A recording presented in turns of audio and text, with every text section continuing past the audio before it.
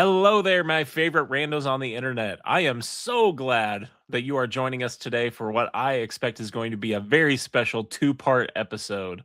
If you're looking at the thumbnail and you're confused on who my Rick and Morty animation style guest is, it should come as no surprise that I'm joined today again by my friend Brian. Brian, how are you this morning? Doing well, my friend. I can't wait for this. Yes, we are all smiles today because what we are bringing you is, recently I've been starting a playlist on this channel where we dissect other folks' conversations or other things that people put out into the world. And we're kind of looking at them through this lens of epistemology. How do they align with critical thinking principles? Trying to keep things around here highbrow. Today, we are going to go exactly the opposite direction, and we are going to talk about really bad Christian movies. And we are going to talk about two different really bad Christian movies. Brian is my guest on this absolutely insane journey, and we are really excited to talk to you about the Gramps cinematic universe. And the way we framed today's episode is we're going to break it into two parts because there is just a fantastic story here that I think bears telling people, because it just is such an interesting way about the way that people defend their beliefs, rewrite conversations, and engage with the world when their ideas are challenged. And to tell you this ultimate story, I'm going to give you a little bit of signposting here on where we're headed with today's episode, and then tell you a completely different story that's necessary context for the story we actually want to tell you. So the story we actually want to tell you is the story of this Christian movie that was released this year with a 1.5 star rating on IMDb, really just bringing out the hits. That's out of 10, by the way. You might be thinking, oh, maybe that's out of 5. No, that is out of 10. It is the story of the film called Beauty and the Atheist, where a successful atheist podcaster crosses paths with a devout Christian. They both share a love of science, but they are unable to see eye to eye on matters of the heart. This intellectual film will interest both believer and non-believer alike. And I can promise you that I was very interested in Beauty and the Atheist, especially the backstory of Beauty and the Atheist, which will require Brian and I to explore an entirely different story written and produced and partially directed by the same individual. Brian, I am so excited to share this journey with you. Do you have any opening thoughts? The only one I have is if you are at all trepidatious about this rabbit hole that we're about to dive into, we can only promise you it will be worth it. I promise you guys, the payoff is huge. So to start us, this is something that Brian knows about me because, we go back a really long time, but I love watching so bad they're good movies. My wife and I have watched Tommy Wiseau's The Room, the poster over to the left-hand side of the screen, at least a dozen times because we've enjoyed showing it to people and just remarking at how absurd it is. Watching The Room with us is a little bit like watching Mystery Science Theater 3000, but in live action, like we're reacting with the film live. And for folks who aren't aware, The Room is this really awful movie that was written, directed, produced by the same guy, Tommy Wiseau, who stars as the main character. And he's going for a really dramatic Tennessee Williams vibe. And it became like one of the most well-known so bad it's good movies. So bad that it actually, the making of the movie became its own movie starring James and Dave Franco and Seth Rogen, called The Disaster Artist from a few years ago. Brian, do you have any thoughts about The Room or about The Disaster Artist before we get going on our so bad it's good journey? Mostly, I think I have to ask you, what? Because before this, you and I were talking about, and we've talked about The Room many times before, but we were talking about how it's almost a horseshoe effect, right? It's like it's like movies that are poorly written, poorly acted. It's like, oh, this sucks. I don't even want to watch it. But then there gets to a point where it's like so bad that it becomes good again. And I'm wondering from your perspective, what makes The Room that way? And how does that tie to the Gramps movies that we're about to force people to learn about? Yeah, I think one of the necessary elements of So Bad It's Good movie, where that horseshoe does come back around, is I really love when it's someone's absolute passion project. So they're the writer, they're sharing responsibility as part of the director, they're the producer, their acting in the movie. That's one of the things I think that you really need, that level of someone being that involved to get to that level of, wow, this person is telling us so much about the way they see the world, and it's not very flattering, and I don't think they recognize it. So one of the things you need is like just a complete lack of self-awareness, and Tommy Wiseau definitely has that in the room. And Donald James Parker, the hero of our story today, definitely has a complete lack of self-awareness. Some of these clips that we're going to play for you folks from his movies are absolutely insane. So I think number one, you need a complete lack of self-awareness, and you need one person so involved in the production of the movie that that lack of self-awareness really comes through just loud and clear. The second thing is it needs to be sincere. So if you are trying to make a bad movie, if you go in trying to make like a parody movie, like the Scary Movie movies, and there's like a bunch of those other parody movies where they know they're making a bad movie, those are terrible. It has to be a sincere effort. And so Tommy Wiseau's The Room has that. Gramps with his Christian cinematic universe absolutely has that. How about for you? Yeah, no, I totally agree. I think those are the kind of the things like just to hone in on it with The Room, Tommy Wiseau, he comes through so earnest. Like you know that he's given it his best shot to make the best movie ever. And you know that at the end, he thought, I just made the greatest movie ever. And I might be up for an Oscar, and I need to prepare myself for that. And I love that. It's actually it's endearing. I like Tommy Wiseau because of that. Like I kind of like him. David James Parker, not as much, but might be just the agenda. I don't know. Yeah. It is a little bit endearing though to have him just be so much lack of self-awareness that he's casting himself as like the best possible version of whatever he is in the role. It's great. He's the savant at everything, obviously, because the character is based on him. So it must be. Yeah, that's one of the great things about this. I am so excited to introduce people now to the hero of our story today, Donald James Parker.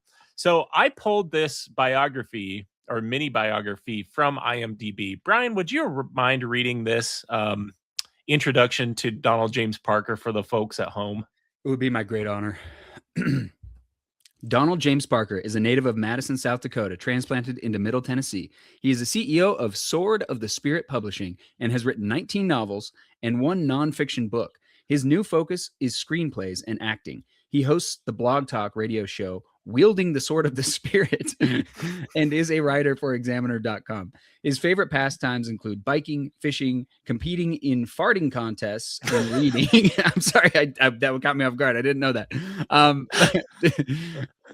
Parker was a four-letter man in tennis at his alma mater, Dakota State University. Parker retired from a career in computer programming that included stints at the Frank Russell Company, Microsoft, and PACCAR to write and produce movies.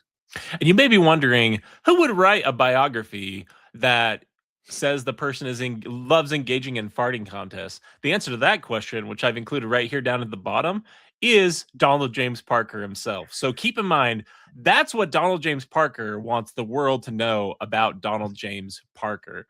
A few things I need to draw your attention to is that he is a former collegiate tennis player, and I promise you that will become relevant because in Gramps Goes to College, the first movie we're going to talk about, the hero of our story, who coincidentally is played by Donald James Parker, is not only a former collegiate tennis player, he's also retired from a career in computer programming. What do you know? That's so interesting. So that's Donald James Parker, and that snippet is from Gramps Goes to College. This is, you actually found this yesterday, and I just couldn't help but share this. So we went to the Sword and the Spirit Publishing website, and we found this separate biography of Donald James Parker that Donald James Parker wrote. And you may be thinking, Kolby, why didn't you correct the weird typo right in the very first line? That's because Donald James Parker had that typo, and as a writer, producer, and script writer, I thought it would be good to keep his typos intact. So I prefer not to censor other people's art, exactly. Exactly. It's a through line of our so bad it's good, right? So this is Donald James Parker's introduction to why he became an author and then became a filmmaker. Parker's road to becoming an author is not the typical one.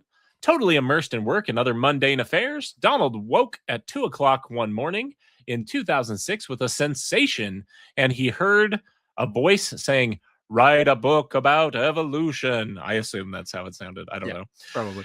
Donald, being of sound mind, rolled. Well, that's still in debate. That's up for debate, Donald. Donald, being of sound mind, rolled over and went back to sleep. In the morning, the memory of that incident came back to him vividly. For some unknown reason, the man who believed that God spoke to some people, but not to him, spoke out a simple prayer of, "Lord, did you ask me to write a book about evolution last night?" A still small voice spoke in words that still reverberate through Donald's life. I really need to get the appropriate gusto for God's message to Donald James Parker here. "And when you are done with that, I want you to go after Harry Potter and the sexual revolution." Okay, we got to talk about that. I mean, I don't know. So if we're talking about all of the prophets of history and all of the scripture and all the things that they told them that God told them, I don't know if you could come up with a better line than that. After you're done with evolution, Donald, I want you to go after Harry Potter and the sexual revolution, because why not? And those things are obviously tied together. It's pretty clear if you've ever read Harry Potter. I can't even imagine how we would feel about the sexy Harry Potter fan fiction universe, because that just combines his two hate projects into one. Yeah, I wonder if he's read Hermione and he came across Hermione and he was like, "We got to shut this down. Harry Potter and the sexual revolution are too in sync, and the kinky stuff you can do with magic is just, we're not standing for this, as Christians." I'll just tell Donald James Parker, because I am sure he will watch this episode at some point, that Brian and I would be happy to take you to Harry Potter World. We'll even pay your way. We'll enjoy it all together. Have a It'll be fantastic. Yeah, I'll get you a wand, Mr. Parker. Mr. Parker obeyed. Most of his books involve those three topics. The call to go after Harry Potter has been translated as Harry Potter and all occultic things. So Twilight gets attention as well in the book Against the Twilight.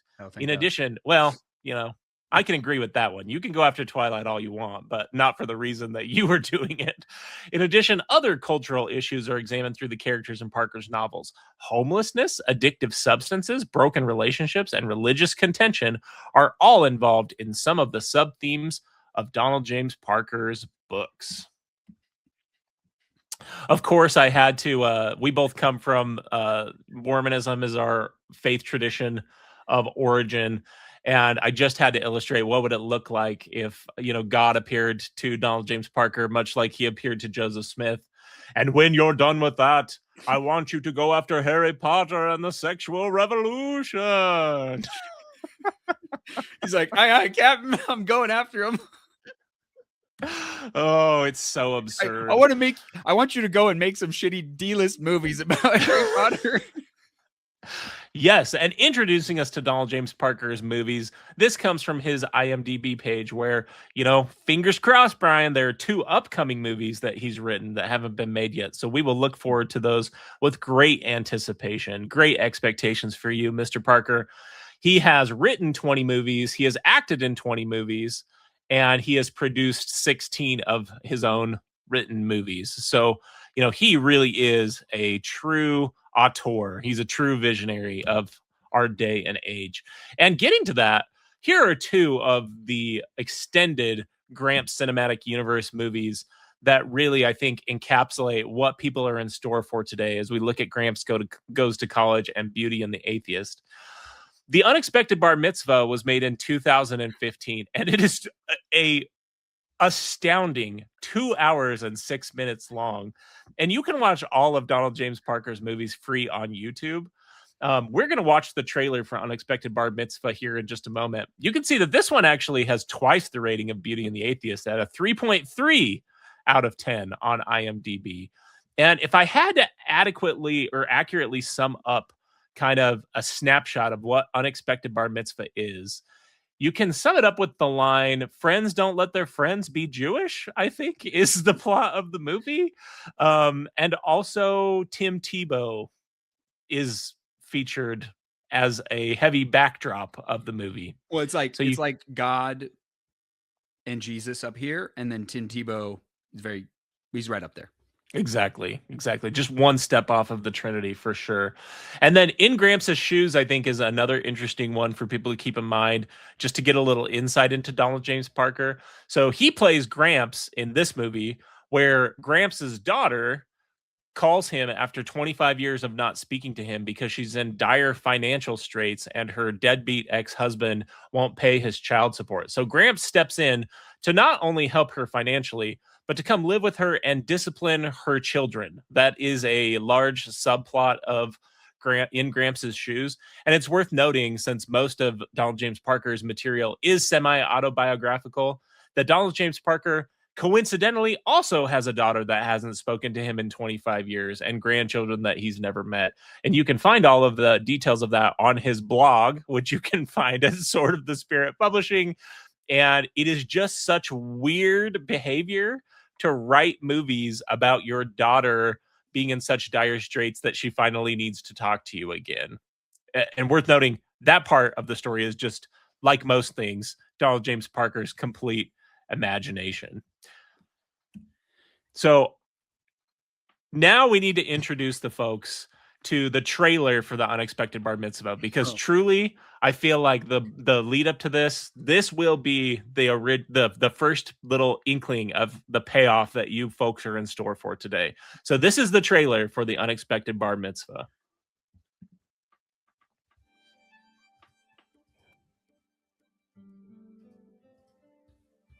That's why I've decided to witness to the Jewish community. I still want to work with God's chosen people. Hava, please. My unemployment runs out in 2 months. We're already behind on the mortgage. With no income coming in, we're in big trouble. I'm calling about your application for a position of history professor. Yes, sir. You possess an impressive background, Mr. Maslow. I only want to be in the classroom sharing history with students. We need the job, don't we? It's in South Dakota. When do you have to give an answer? In about 2 hours. Oy vey. 2 hours to decide to move to the U.S. equivalent. Can we just pause for a second and say this woman has never said oy vey in her entire life, and it could not be more clear from the way she said it. And isn't it just like, you know, that episode of Rick and Morty where he's like, he's in a simulation and he doesn't know any Jewish words because he was raised as a Protestant Christian, and so he's just making up words. He's like Schmoitenhaven and whatever. Yeah. He's like, exactly I know they have hats. Equivalent of Siberia. Work in a small village and for a small salary, right?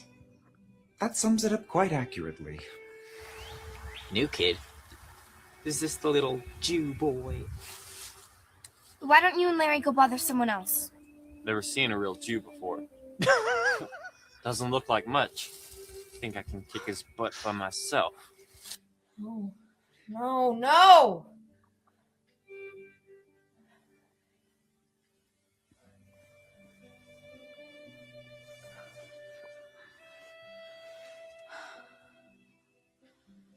What's up with these dreams? I know that boy. Something's eating him. He hasn't confided in me. Something's eating him. Not eating at him. Something's eating him. Maybe it's eating him time right I up. have a talk with him. Man to man. Dad, I'm not joking. I'm serious as a heart attack. And that's about what I'm gonna have.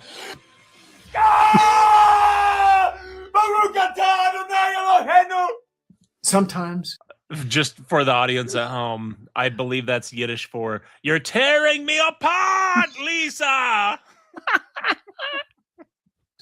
you Jewish people act as if being Jewish is more important than finding God. I think it's time for you to leave. What exactly has been going on behind that closed door of your bedroom and in that head of yours since Abe arrived? You got an hour? Yes, sir, I do. Start shooting. So you're afraid of what men will think? Whose side are you on here? I'm on God's side. And you should be too.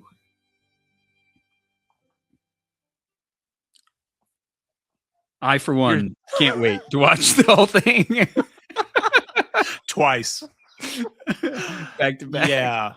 So that gives folks Aw. a feel for the quality we're looking at here. The just pure, unadulterated, weapons grade Donald James Parker that you were in store for today, folks.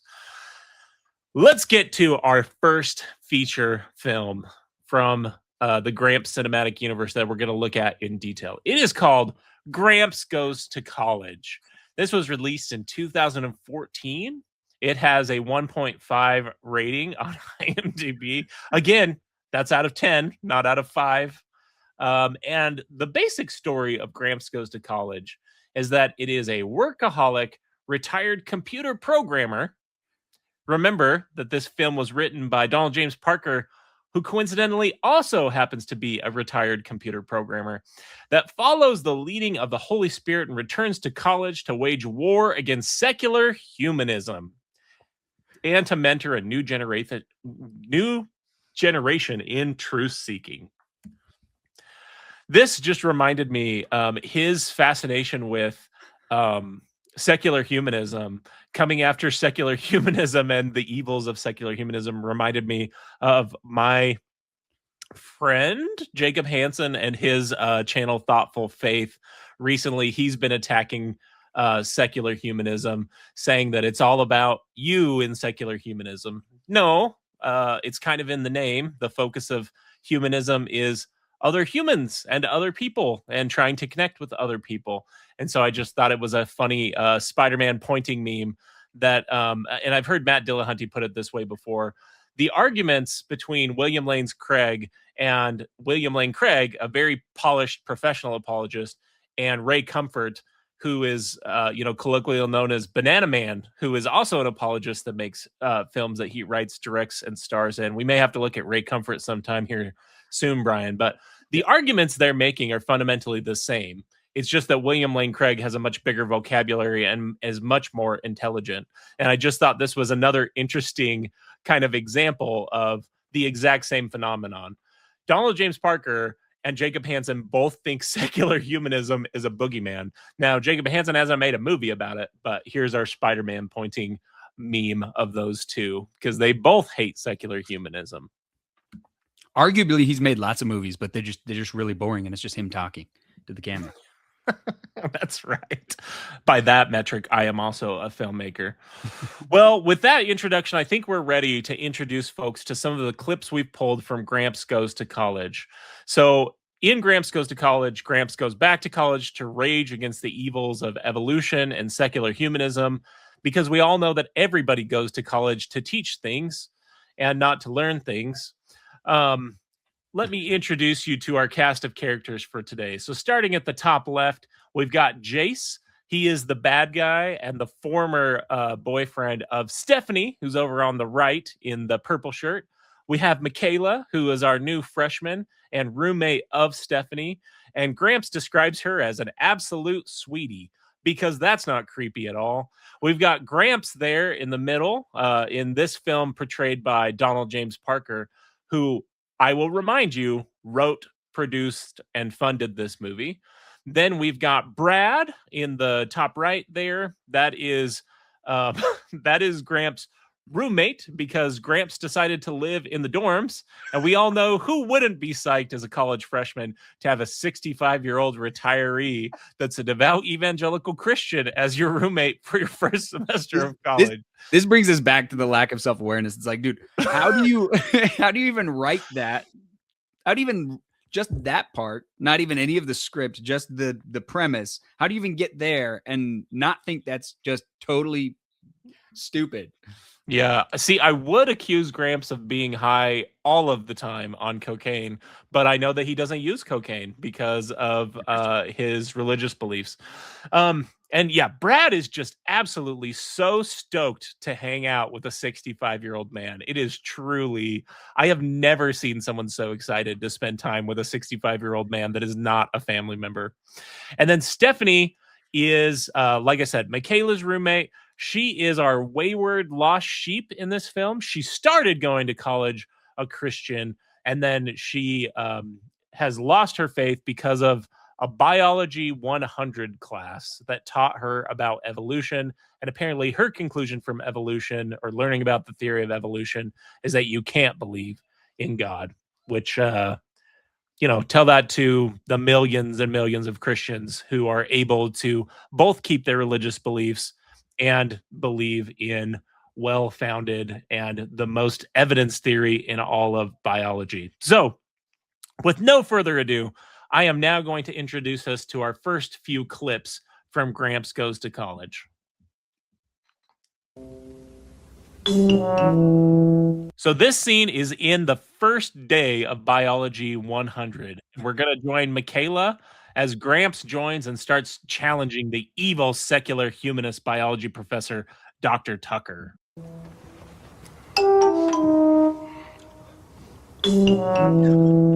Hello, I'm Jerry, and that's my friend Tom. Hi, Michaela. Don't look now, but here comes that old guy that lives in our dorm. Are you kidding me? The man's a fossil. What's he doing in college? A little bit of science humor. Not much. He's not a fossil. He's a man, and a nice one. Remember that Donald James Parker wrote this movie, so he's not a fossil. He's a handsome, nice man. What are you talking about? It's just like putting these words into characters' mouths, talking about you, is another level of disconnected from reality that is just so truly insane. Oh man. All right, let's see Gramps join Michaela here. Do you know him? Not officially. Hi, Michaela. You saving the seat for someone? No, sir. Oh, thanks. How did you know my name? Your dad and I had a little chat after he left you off at the dorm. Excuse me. I just need to check and make sure that you're a registered student. We don't allow people to just drop in. Oh, yeah. Do you have your student card? Yeah. There you go. Tie Bounds. Oh, there you are. Well, welcome to my class, Mr. Bounds. Thank you. I hope you enjoy yourself thoroughly. You know, it's not often that I get to instruct someone from my generation. Well, I'm convinced I'm going to find this class absolutely fascinating. I do hope you allow student interaction. Oh, from you, I'd be very receptive.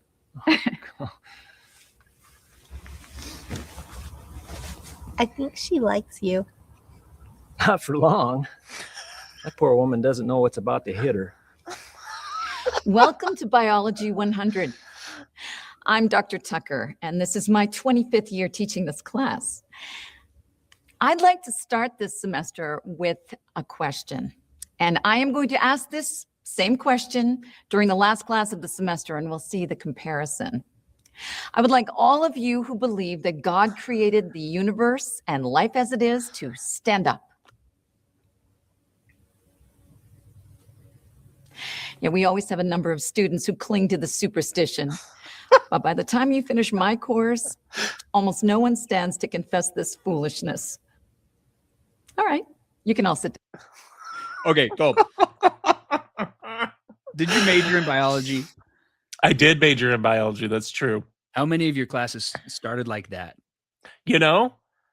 Not a single one of them, surprisingly. It's so weird to start a movie called Gramps Goes to College with such an open disclosure that you've never been inside of a college classroom. Like, something like this would never, ever happen in a college setting. Like, that is so crazy to think that a college professor would do something like that. The only way you could think that is like you just have this anti-education bias that's crazy. You just think the entire establishment of all education is meant to persecute your religion. That's like the only way you ever get to that point. Exactly. You're stoking that persecution complex. And at this point in the movie, I said to myself, don't we already have God's Not Dead? What are we doing here? Yeah, exactly.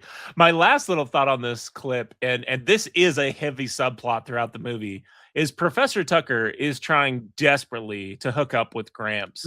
And you can see the beginnings of this just absolutely wonderful relationship right there in the classroom. Because again, tell me you never went to college without telling me you never went to college. Professors aren't trying to hook up with students in their class openly. Any other thoughts on that first clip before we move to our next one? Nope. All right. Okay, so in this clip, we've got Gramps and Michaela having a conversation at the lunchroom table. I really want people to see the posters here in the background. You can see over to the left, it says, "Only science can unlock the mysteries of the universe," because yes, they're just jamming science down these children's throats. And then we've got what looks like a knockoff sports logo colored in crayon.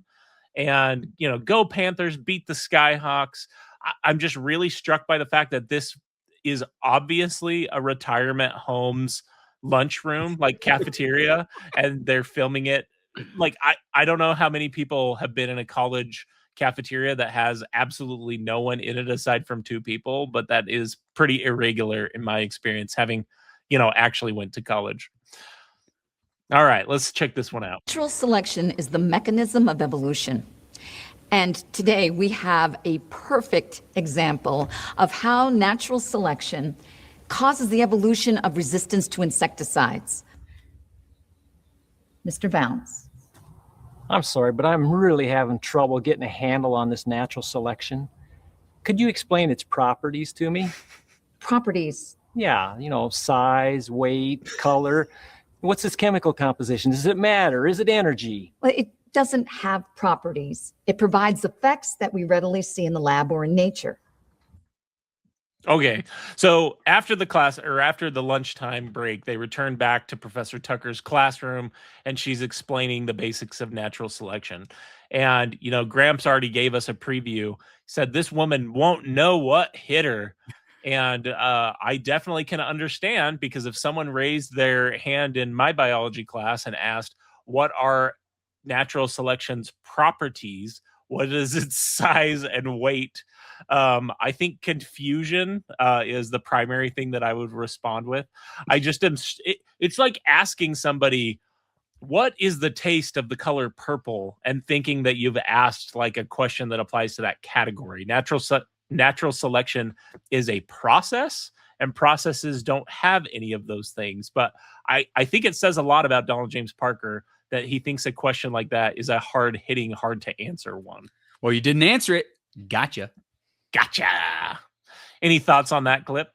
No, that is incredible. That is absolutely incredible that he thinks that's a gotcha. That's amazing. It's like, dude, you're making a movie about it, yeah, and you didn't bother to even know what the hell you're talking about. You have no idea what natural selection is. I don't even know if I don't know if Donald James Parker knows what natural selection is right now. I can almost guarantee you Donald James Parker does not know that. And when we look at his conversation that leads to Beauty and the Atheist, we will see how little of these scientific concepts that he thinks he can, you know, debunk, he has a feeling for. For example, he doesn't know what the word gene means. He does not know what a gene is.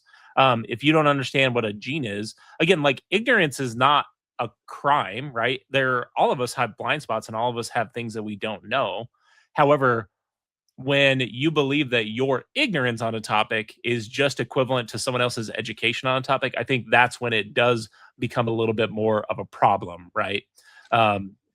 Which is why I'm thinking of making a movie about how it feels to be in your 3rd trimester of pregnancy. You know, I think that's what I'm gonna make that movie. Yeah, in Brian's shoes, of course. All right, let's check out this next clip here. Oh, okay. So this one is going to be a conversation between Professor Tucker and one of her colleagues. And I really needed to include this one because I need to reiterate once again, not that the folks at home need a reminder, but Donald James Parker wrote this movie about Donald James Parker. So this conversation that the characters are going to have about Gramps, keep in mind that Donald James Parker wrote this himself. This is truly crazy. This is my favorite.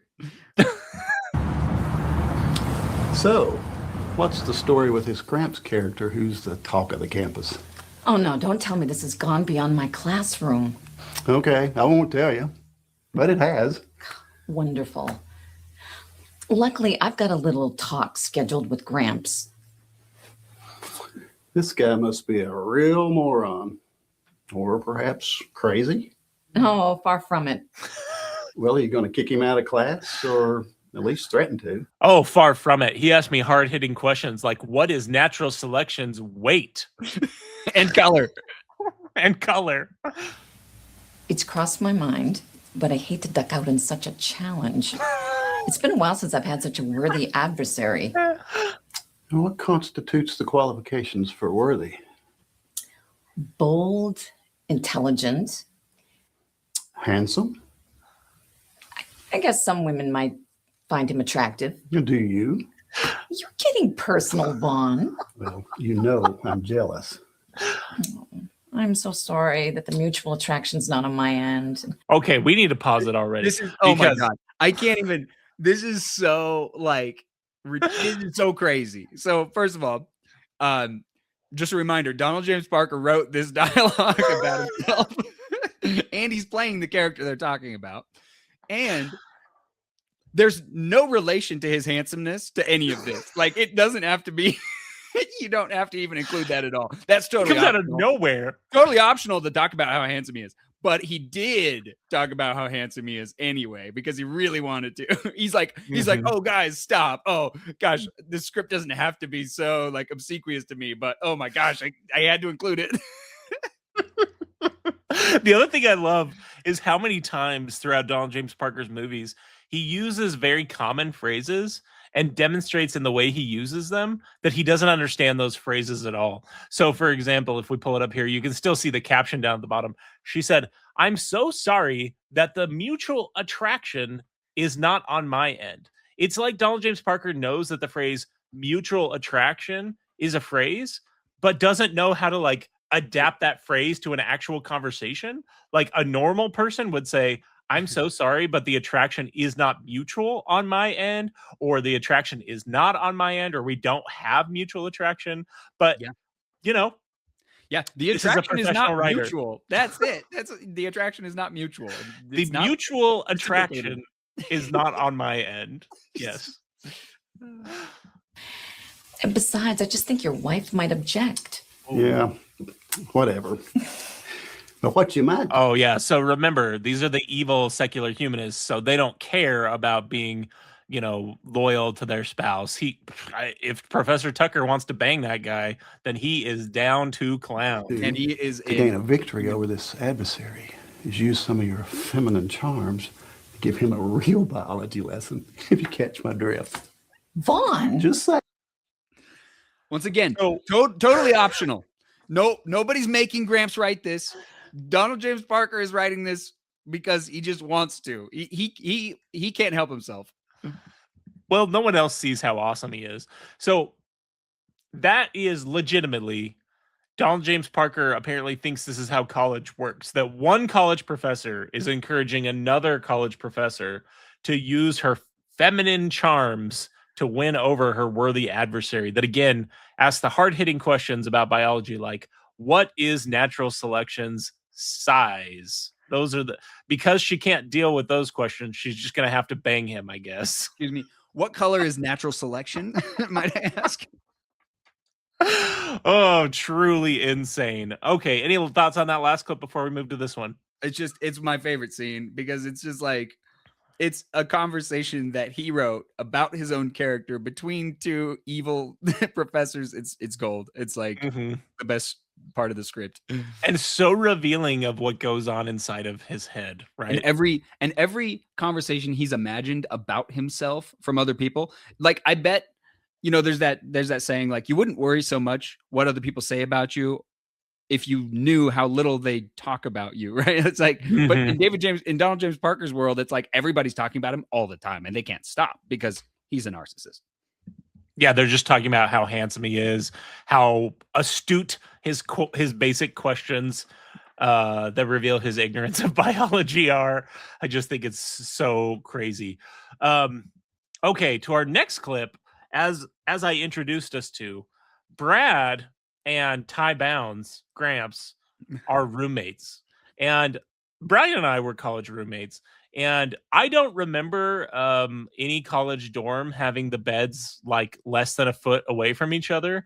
So that's an interesting college roommate experience. I'm sure that's really fun for Brad to have a 65-year-old retiree as his roommate during his first semester in college. But what's happening here is that Stephanie, remember, she's our wayward lost sheep. She lost her faith in Christianity because of that evil Professor Tucker, who's so attracted to Gramps she can barely stand it. And so Brad and Stephanie go out drinking at a party, and they come back to the dorm very, very late. And we're going to see this interaction between Gramps and Brad about Brad coming home so late. Because the first thing you want in college is a 65-year-old retiree talking to you about the time you get home. It was the one thing missing from our college experience, Kolby. That's true. That's true. Sorry, I didn't mean to wake you up. What are you doing out so late? I was talking with Stephanie. Brad, are you sure that's all you were doing? Pretty much. I know I'm not your dad, but if your dad was like my dad, you never got that little talk about the birds and the bees. I hope you don't mind me poking my nose. We weren't messing around. Well, that's good, but I still feel I need to warn you about Stephanie. You know, a pretty woman can entice a man into trouble that oxen couldn't drag him into. Just the absolute unchecked misogyny, too, is just so crazy. Like, this is pure, unadulterated.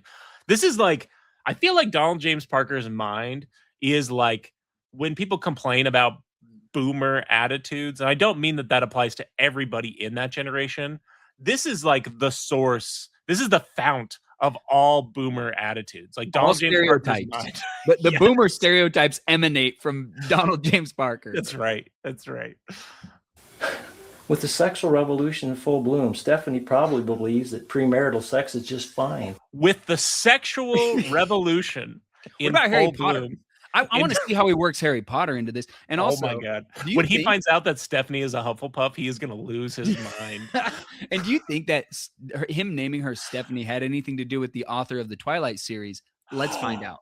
Oh my goodness, you're probably right. I mean, he did name those two friends Tom and Jerry. Don't think I missed out on that reference, Gramps. No, I also just think the sexual revolution, this is 2014. The sexual revolution was like 50 years ago, Gramps. No, he's stuck in that. Yeah. I just want to make sure that you avoid making a great Ty, mistake. There's no need to preach to the choir here, okay? I've always had the goal of getting into my marriage as a virgin. I'm thrilled. But don't walk too close to the edge of the road. The sexual urge is the most powerful thing that humans experience. This is so weird. This is a 65-year-old man talking to an 18 to 19-year-old kid, like a 65-year-old stranger talking to an 18 to 19-year-old kid about his sex life. I also love how when Brad comes in, he says, we were just talking pretty much. I mean, you know, there was some lame hand stuff. Like, what are you doing, Brad? We weren't fooling around. Oh, it's like, okay, you know, I kind of get like it's almost a very common religious thing, and especially conservative religious circles, I think, of, hey, we need to have an elder guy be the mentor, like mentorship. And there's something to that. Like, it's not such a bad thing to be like, we actually could use more of that, right? It's something that I think is an interesting societal thing of like people being mentors and like someone besides your parents at that age that you're not going to listen to them, right? It's like being able to outsource that, but not in this way, not as your college roommate and a guy who is just being really creepy in every way. Yeah, Gramps is just a real cockblock, really, is what I was going to say. I'm walking away from this with. But I just also just think, yes, I agree with you. Like, this cross-generational mentorship thing is something that would be super awesome, but not like this, where they're just like telling you what to do and telling you, you know, trying to control you in that type of way. The best laid intentions of mice and men have oft gone astray. They've been dashed into millions of pieces by letting temptation get one little foot in the door. Gotcha. Well, I better get some sleep. Gotta get up for church in a few hours. Yeah, I know. We'll just continue this talk later, okay? And when we do, I want to mention that smell of alcohol that is filling the room right now. Good night. Oh, The dialogue, I mean, the dialogue's top tier. I don't know about you, but for me, dialogue is top tier. it's almost Shakespearean, I would say. Yeah, it's truly so mind-boggling that this film was made. Like, people probably spent at least several days, bare minimum of several days, working on having this movie filmed. How Like, much do you think they got paid? Like Brad, how much did Brad get paid for that whole movie? I assume he just got to make out with Stephanie. He might have. I bet Gramps probably bought him lunch at like the local diner, and he got the senior discounts. Was like maybe like $5 or something. It got him Denny's. He's 2014. Brad, half sandwich only. Okay, wow, It's I'll like, take I you to can't- lunch. But half sandwich. He's like, look, I already got the Grand Slam and the puppies. I can't get. Oh, are you trying to break the bank on me? Okay, so off the heels of that really stimulating interaction, we move to a party where Stephanie and Brad go back to a drinking party, even though Brad had promised Gramps that he wouldn't go back, because that's a normal thing that roommates promise each other, especially when one of them is 65. And Brad and Stephanie gets involved in a drinking contest with Jace. And this part of the movie is truly insane because the entire party scene, I only included the back half of this party scene, but the entire party scene is like one of those party scenes that's filmed by someone who's never been to a college party, and so they're like guessing what a college party is like. There's like one single keg in like a shed, like everything is like plywood around the inside of this building that they're having this party in. There's no music because, you know, that might lead to dancing. I don't know why there would be no music at a college party. But Stephanie and Jace are exes, right? And Stephanie really wants to stick it to Jace for the grand total of $40 that she can gain in this drinking contest that they engage in. And this drinking contest, I've never been in a drinking contest myself, but apparently it involves just doing shots consecutively for 3 minutes until someone gets too sick to continue. And that's where this scene, this clip that I pulled comes from, is that's the introduction to this scene. So Stephanie has just done 20 shots of Everclear in 3 minutes. Okay, well, Stephanie's gonna die. So Stephanie, you are spoiling it for the folks at home, but Stephanie is going to die. Let's watch this absolutely stimulating death scene. You okay? Let me get her blanket. She's fine. She's gonna wake up in the morning with a gigantic headache to bruised ego. I'm pretty. What was she drinking? I was Everclear 190 proof. What? Are you crazy? Someone call 911. Oh my God. She has no vital sign. What are you saying? I'm saying she's dead. She had 20 shots in 3 minutes. Oh man, we gotta get out of here. Trouble. No, just drunk. Come on, babe. I still love you. I forgive you for breaking up with me. Come on. Stephanie's dead. Someone call 911? Yes, but it's too late. I never should have brought her out here and given her the money. How do you wire your these kids something useful in biology? Like how alcohol friends their brains something that kills people. Yet you waste your time to historical fairy tales about evolution. They need to break. Yeah, you're teaching them historical fairy tales about evolution. Why don't you teach them real history like Genesis and Exodus? Like Noah's Ark. God damn it. I just also love why don't you teach these young adults that alcohol kills their brain cells in your biology class? Oh my God. Oh, Everclear. And it's like, oh no. Okay, so Stephanie is dead, and we know that because, you know, even though the sound at this part of the movie, I didn't modify this. This is the sound that's in the movie. So I know it was hard to hear, but I don't know what was going on. Probably the cicadas were messing up the sound, I assume. And Michaela now, because remember, she stayed faithful to Christianity. She is going to pray over Stephanie. And I believe, Brian, that we are about to witness on youtube.com a miracle. She's gone. Oh, it's not too late. Mother gosh. Stephanie isn't ready to go yet. She once knew you and it walked away. Please give her a second chance. I command this body to be restored to life. In the name of Jesus Christ. Awake, Stephanie, and arise.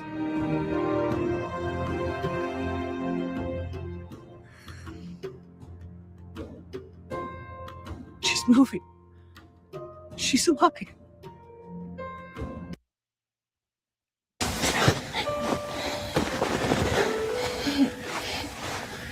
It was terrible. It was absolutely terrifying. What was terrible? A fire. I saw fire. Don't talk, all right? Help us on the way. Okay, just stay with me.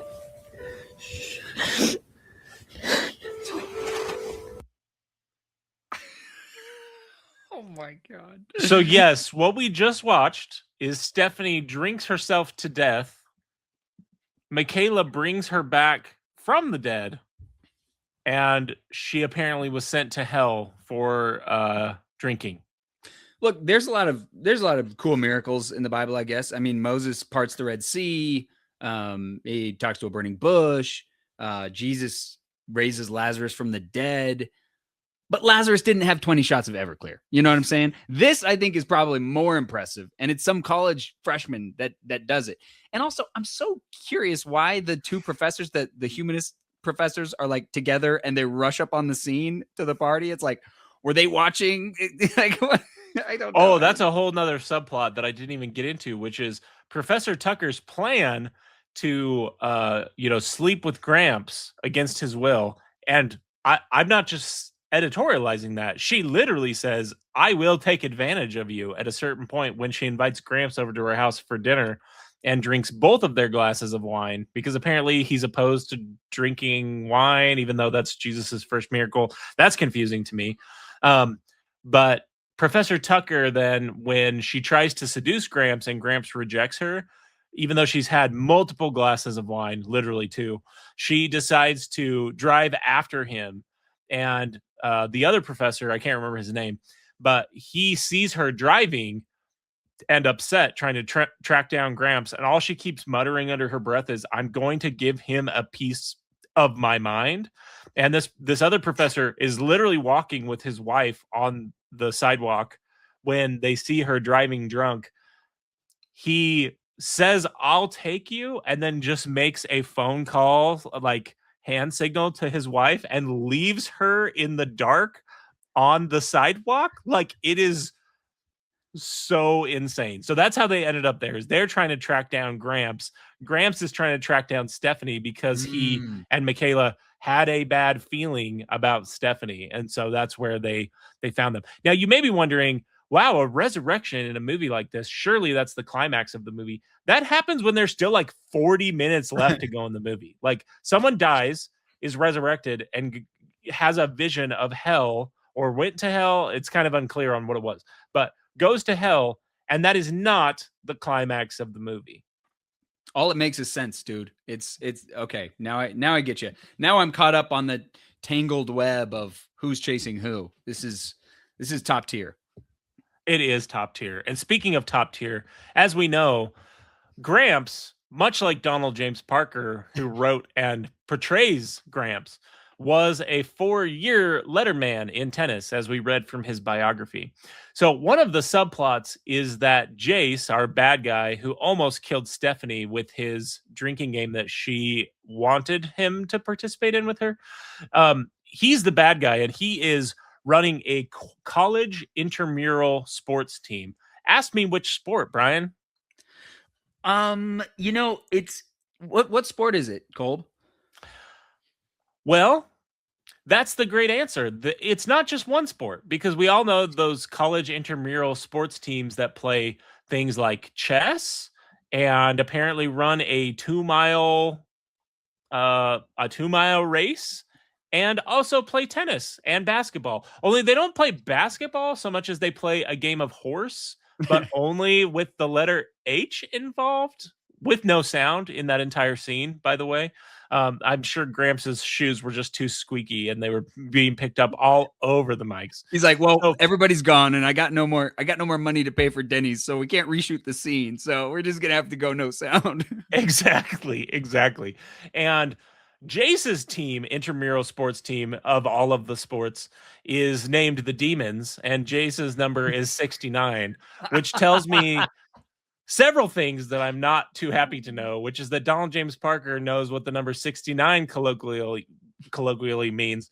And this scene, and then Gramps and Brad form their own all-Christian sports team called Sons of the King, again, to compete in all of the sports, like they do in college. And so this comes as Brad and Jace are in the final tennis match to decide the intramural sports champions. And even though Gramps has no longer been able to compete because he has since been kicked out of the university for being a rabble-rouser Christian, because, yes, famously Christians get kicked out of college for, just having their beliefs, he is coaching Brad because he's such an expert at tennis. And I spared us the tennis training montage along with its AI-generated, I'm sure, soundtrack. So this is right after Jace and Brad have their mighty showdown over the tennis championship. Brad,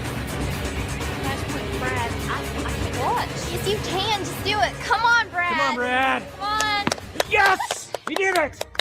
Yes! All right. Way to go, kiddo. You go to hell. You go to heaven. Heaven.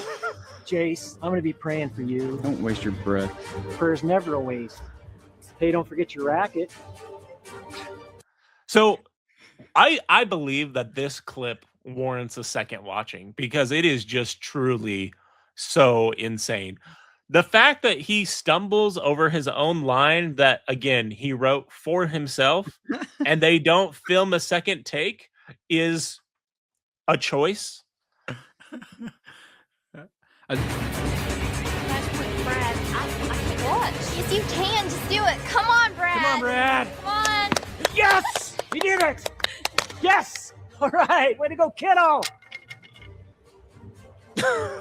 You go to hell. You go to heaven. Heaven. Jace, I'm going to be praying for you. Don't waste your breath. Prayer's never a waste. Hey, don't forget your racket. Right. It's like, couldn't you just reshoot it? No, we're just gonna roll with it, dude. Also, it immediately goes from Gramps gesturing off screen. I assume he's slipping both of his middle fingers because that's why they're off screen. Presumably he's gesturing at Jace, and then Jace walks up from the opposite side of the screen. Like, who decided to shoot this? Oh my god. Yeah, it's like the other piece of that, it's so incredible how you could have made any take of the action, but to have the ball come right next to him and him not even react, like at least swing at it. Like that's just, I'm not a tennis guy. I'm not a big tennis guy. I've played tennis before. I play pickleball sometimes. Usually you swing at it, even if you miss. So it does make it easier to hit the ball when you swing your racket, I will say, as someone who used to play tennis.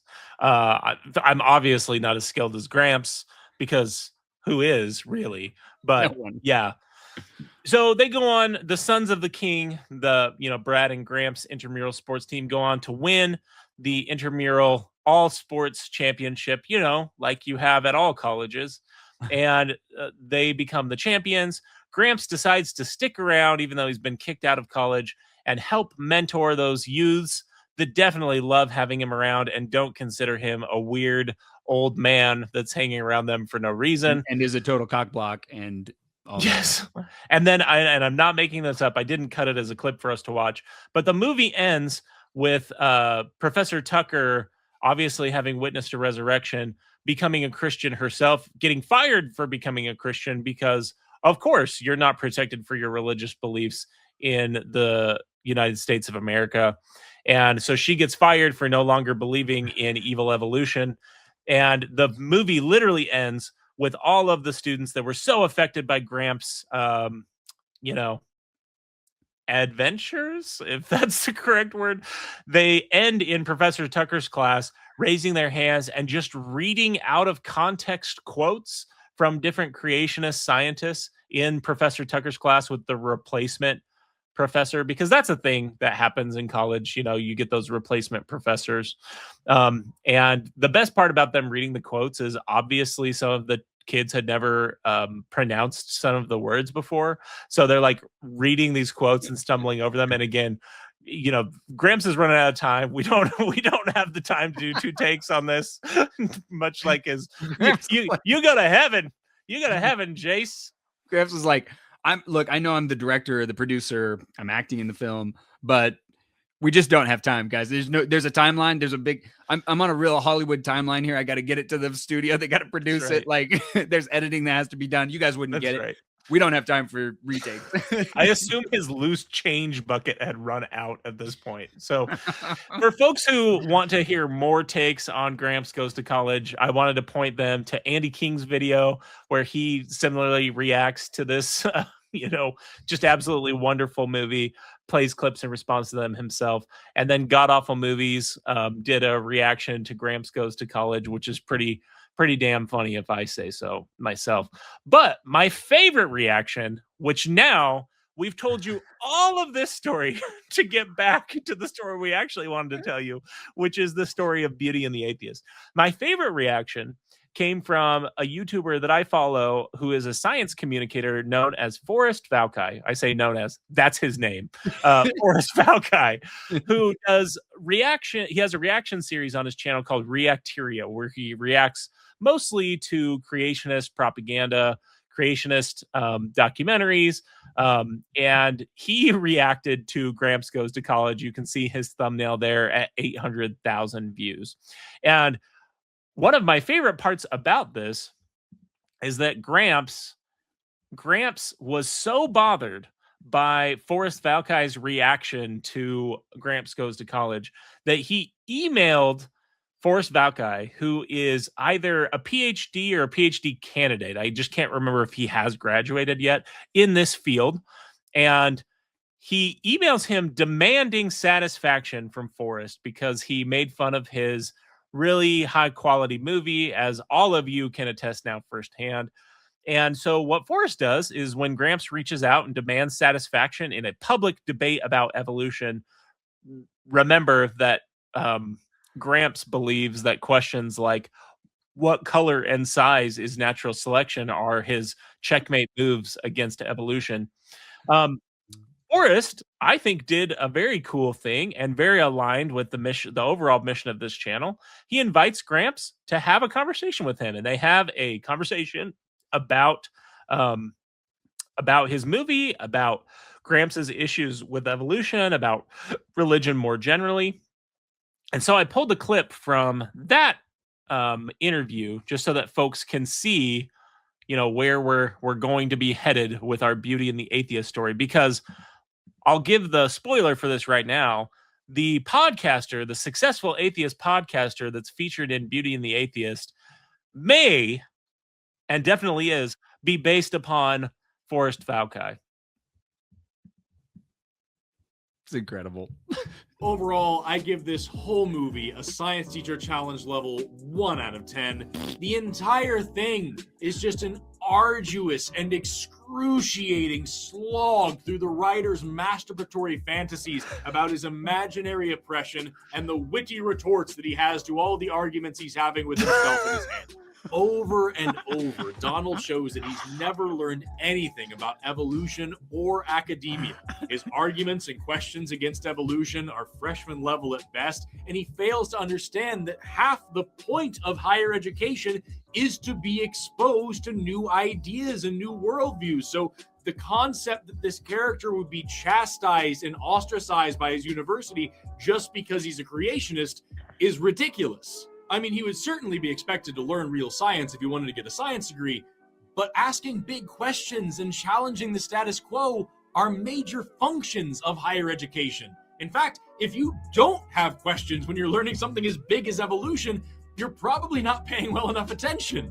Like, I can easily think of over a dozen major ideals that shape who I am as a person that I either gained or discarded or leaned into or tempered down or put down for a minute and then picked up later over the course of my academic career, all because of the exposure to new ideas and the constant challenging of everything that I thought I knew. That is the real treasure that education gives you. And it is genuinely one of the most precious things in my life. Yeah, that's from Forrest's original review of Gramps Goes to College. And I just thought it really sets the tone, or gives people a good insight into the tone that Forrest had. So yes, he, I think, accurately and correctly critiques the movie for its issues, but I think he also shows just his passion he has for actual learning and for actual education that I completely agree with. And so that's why I'm a fan of Forrest's channel. So here's the thumbnail from when they have this conversation with together. So that one has about 400,000 views, and it's from over 2.5 years ago. So I Met Gramps, a conversation with Donald James Parker. And that is what leads us to the story we really wanted to tell you all along, which is the story of Beauty and the Atheist. So based on this conversation, what happens in Beauty and the Atheist is that a successful atheist podcaster invites an old retired man to have a conversation about evolution. This old retired man, I think his name is, it's almost like Donald. I can't remember exactly what his name is, but maybe it's David or something. Oh, yeah. Doug. It's Doug. Doug Connors is what they name him.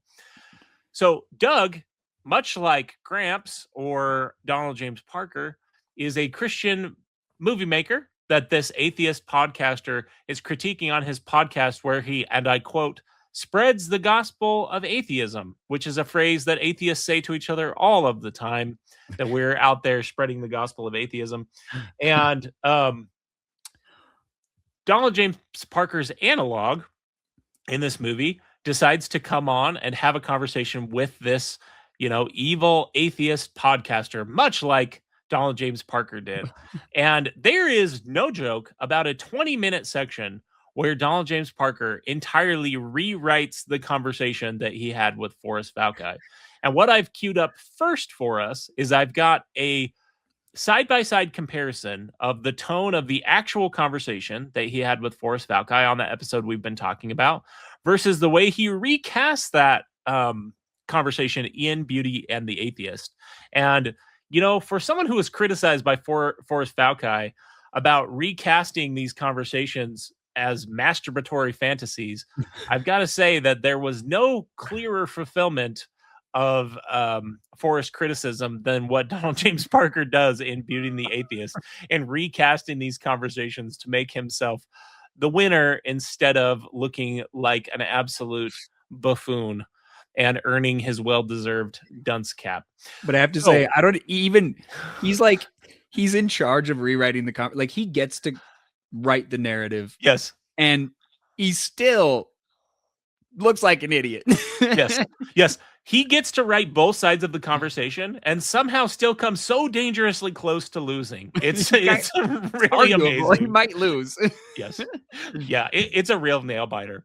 So with this, we are now ready to move into the story of Beauty and the Atheist. Let's look at one part of this conversation between Forrest and Gramps. This is the real conversation. So in this clip, Forrest is going to talk to, they're going to have this conversation, and Forrest is sharing with him why he has such a passion for science. Forrest got started as a science communicator actually on TikTok, where his handle was Renegade Science Teacher. And if you think for a moment that the character Trey, this atheist podcaster in Beauty and the Atheist, is not based on Forrest Valkai, it's worth noting that his podcast is The Renegade Scientist. So that's one of the reasons that I've included this clip, is so that we can see so clearly who the character of Trey and Beauty the Atheist is based off of. My handle on like TikTok and everything that got me started was Renegade Science Teacher, and it was for that exact reason, because I wanted to teach all the science that I loved. And I live in Oklahoma, which is like the buckle of the Bible Belt, and I would get in trouble with the companies I worked for a children's museum, I worked for different educational companies and everything. And when I would teach something that a religious person might not like, they'd be, you're going to lose us money and all this stuff. And so I did the same thing in the exact opposite direction. I wanted to teach the real stuff. I don't care if it gets me in trouble. I wanted to do the real thing. So like, I love that. I think you and I are both, cut from the same cloth in that way, that we're all, we're very excited to go talk about what we're passionate about, and to try to fix what we see as problems in the world, despite the fact that we see very different problems. I think you and I, a lot of the things that I think are good, I think you think are bad, and vice versa. I think you probably went there quite willingly, where I had to be kind of dragged. It's like, maybe so. It's like, Lord, I don't really want to do this.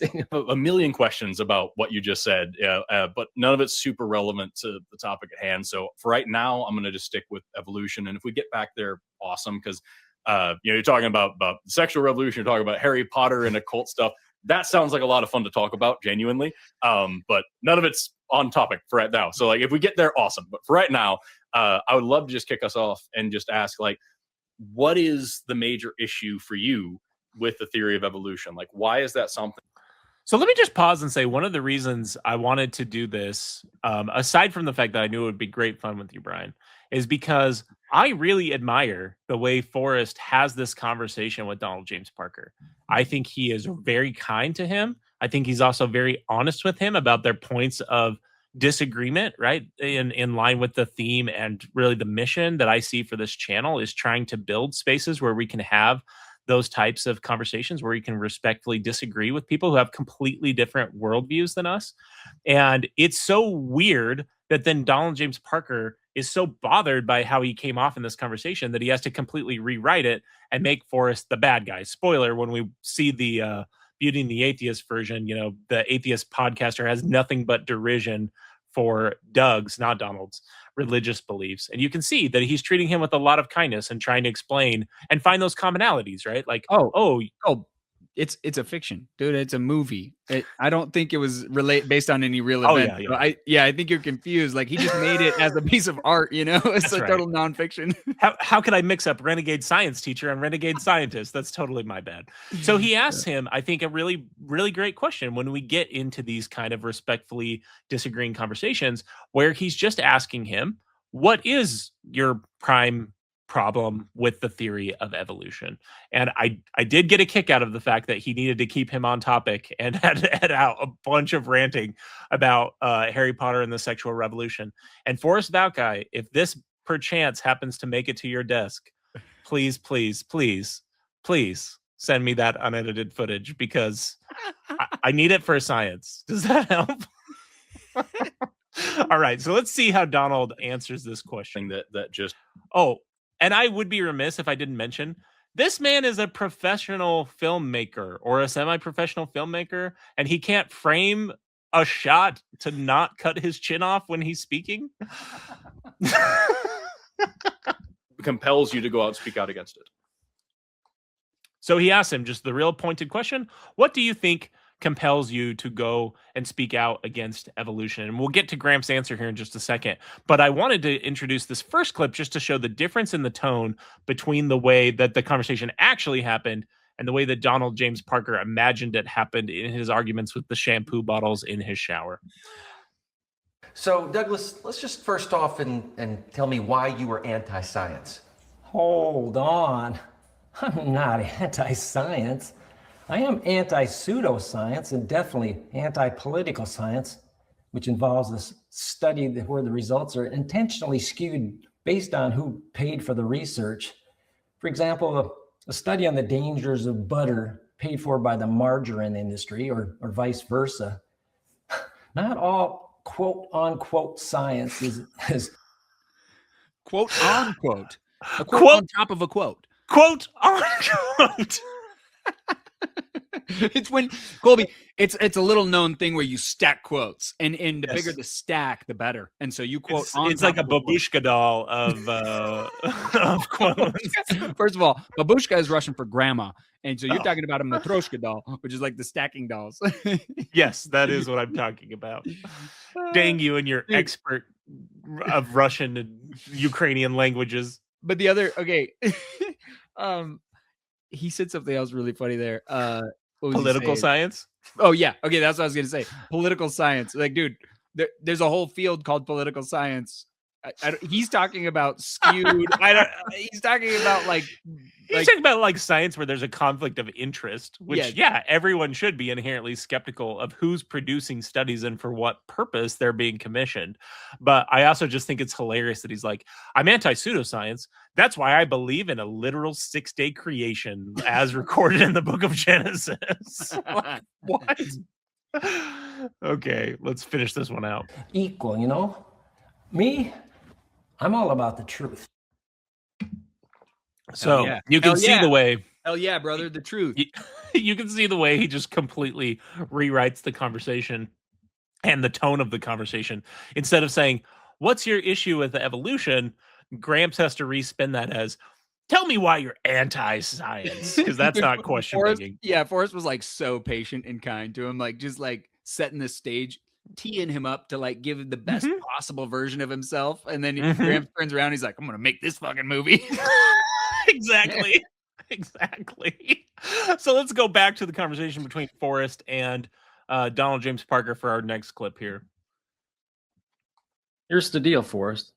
I have no problem with people teaching evolution as something that this may explain the origin of life and how we got to where we are today.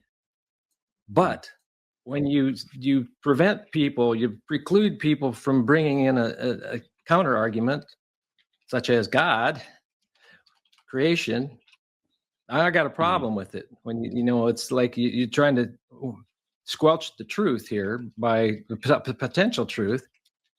Why do they only want to focus on science in science class? It's so weird. It's not like my geography professor would get mad if I keep bringing up algebra and geography. Like he's just making this error that I see a lot of people make. Like the idea that there's no space for religion, including creationism, in the average American society today, like the society we live in today, is absurd.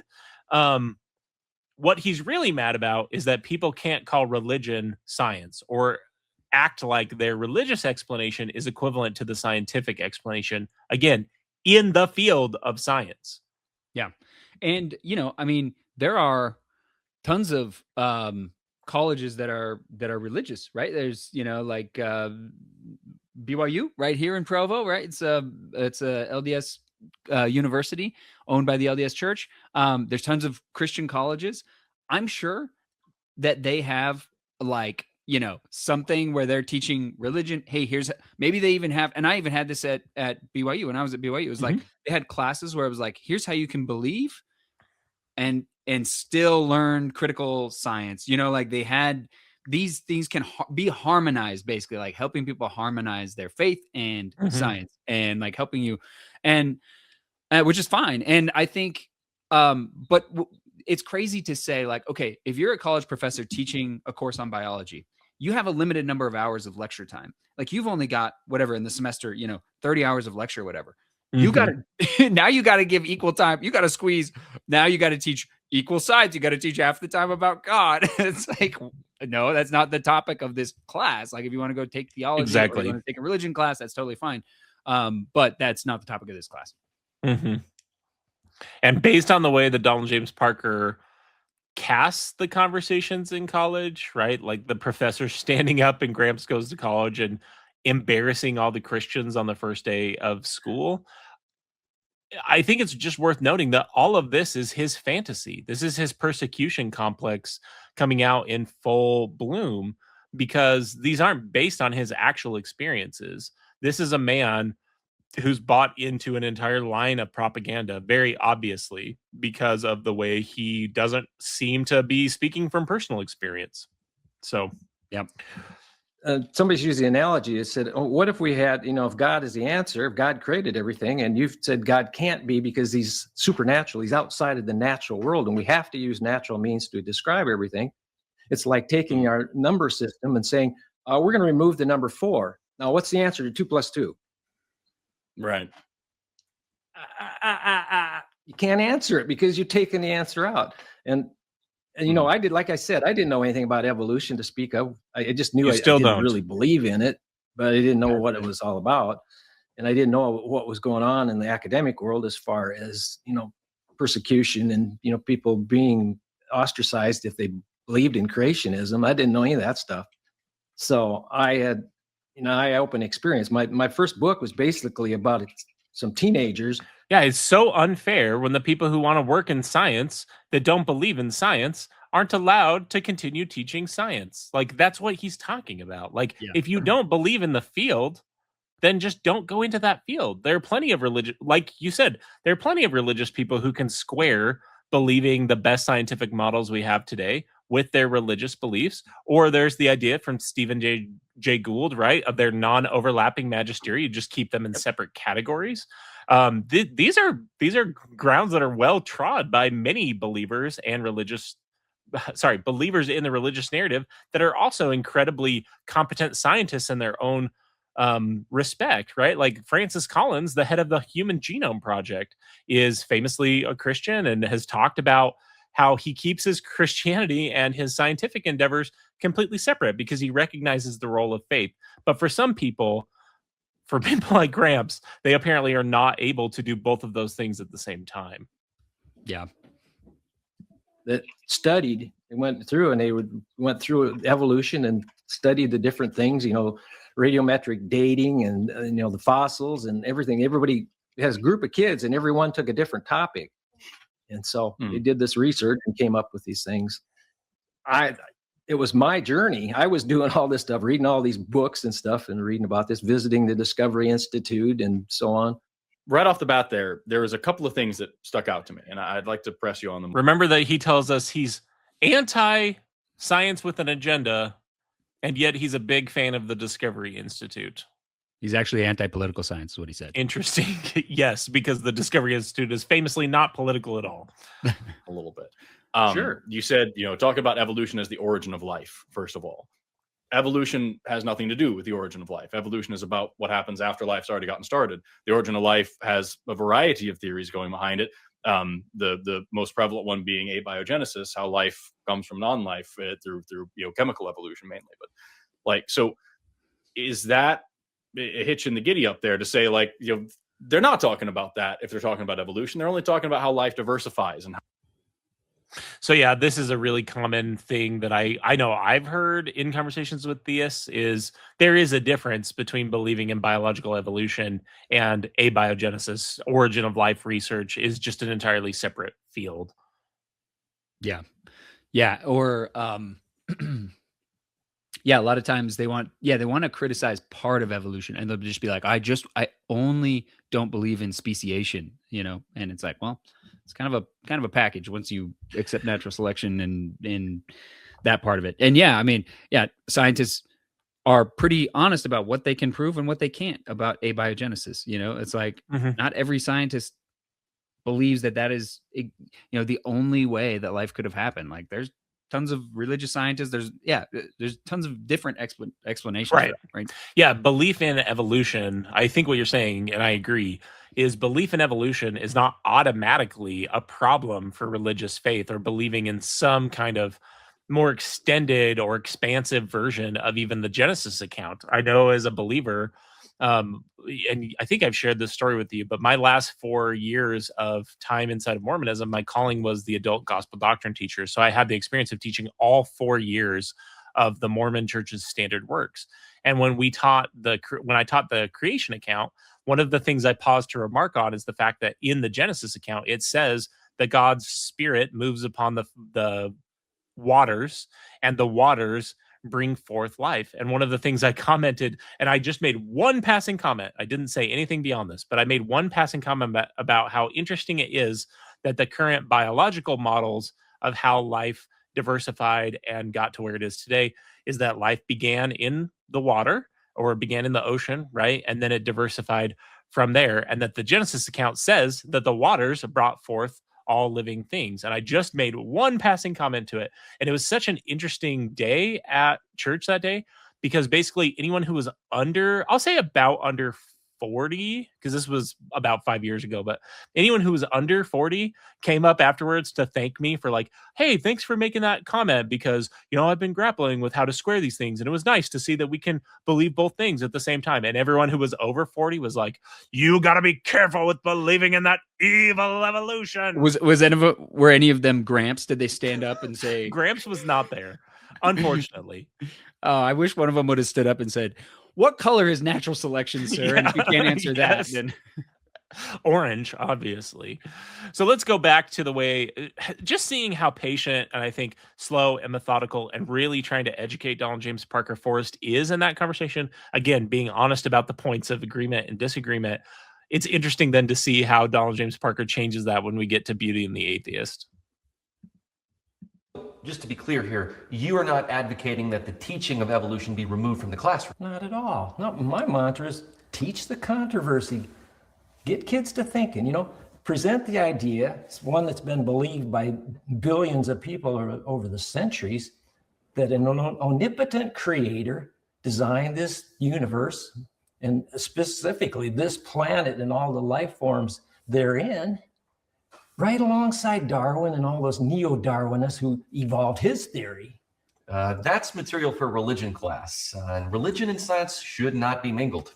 Well, my definition of science is the discovery by man of the world that God created with all its laws and its elements and its properties. Because that's not question begging. My definition of science is uncovering what God did. So I don't see any I don't see any difference between science and religion. Well, yeah, because of the tautology you use to define them. Yep. It's kind of crazy. As confirmed by the scientific method. I'm afraid, Douglas, you don't get to define science. You should probably stick to defining religion. Bible already did that. James wrote that pure religion is to visit widows and orphans in their distress and keep oneself unspotted from the world. Oh, I bet the Muslims and the Hindus and the Jews and about a zillion other religions are just thrilled to hear that. And by the way, there are a lot of atheists who give charity to orphans and widows and live according to their own moral standards. Oh, so everyone gets to set their own moral standards? There's no universal standard that applies to everybody? Well, that's the beauty of not believing in God. He can't force his values onto us. But we digress. Our conversation was supposed to be focused on... Okay, all right. Oh, it's incredible, dude. That he is writing both sides of this back and forth. And he's given the best answers he can give on both sides, but I'm not sure who's winning even right now. It very much feels like a conversation someone is having in their head, doesn't it? Because it's muddled. The definitions don't make any sense. And just, I guess when you look at the tone that Forrest applies throughout the conversation, like the real conversation they had, and the way he edits it by putting it in the mouth of this actor who I'm not sure if you noticed is wearing a Charles Darwin t-shirt, as all atheists do. We just wear Charles Darwin t-shirts. I know I did get my commemorative Charles Darwin tramp stamp tattoo. But that character Trey, by the way, wears that same shirt the entire movie, unless he's working out, which is a huge subplot of Beauty and the Atheist, is spending time in what I assume is the same retirement home that Gramps lives in's gym. So he's somehow in there all the time. He's like, yeah. He's like, you know what's great about this place is they don't pay attention to who comes in and out with the key card. I can just use the gym anytime. I can use it anytime. All right, let's go back to our original conversation between Forrest and Gramps here. Not really. Okay. So that's one of the mechanisms of evolution, and that's a very common way of framing it that isn't quite right. The actual definition of evolution is any change in the heritable characteristics of a population over the course of multiple generations. And what that means is usually DNA in terms of heritable characteristics. but there's also epigenetic changes and other things. But like, let's just say DNA for now.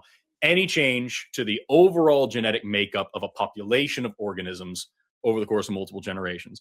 A lot of the times that is driven by the mutation selection mechanism, but natural selection is just one of the mechanisms of evolution. So you could have other things like gene flow, for example, that can end up changing the metagenome, the total combined genome of the whole population. And so that's all evolution is. It's any change, good or bad, doesn't matter. If you have this population of organisms and over a few generations, the total genome of that those organisms have changed in any way at all, that's evolution. And so when we talk about, humans getting taller and taller, that is a change, but that's more to do with modern medicine and nutrition than it is with anything with genetics. Because for it to be a genetic change like that, we would have to find some reason to say that, these super tall volleyball players are having more children and passing on those genes more, and that doesn't really make any sense. So that's the reason why I pick at that is not only because it's important to get the definition solid if we're going to talk about evolution, but also there are other mechanisms. There are other ways that evolution works besides just that simple mutation selection. Mutation selection is huge, very important, and I would love to go into that with you. But there's a lot more to it, and I wonder if that's something that you've been exposed to. Not really. You used a couple terms there I've never really heard: epigenetic, and so epigenetics is a change to not what the actual gene sequence is, but a change to how it's expressed. So what you can do just turn it on or off.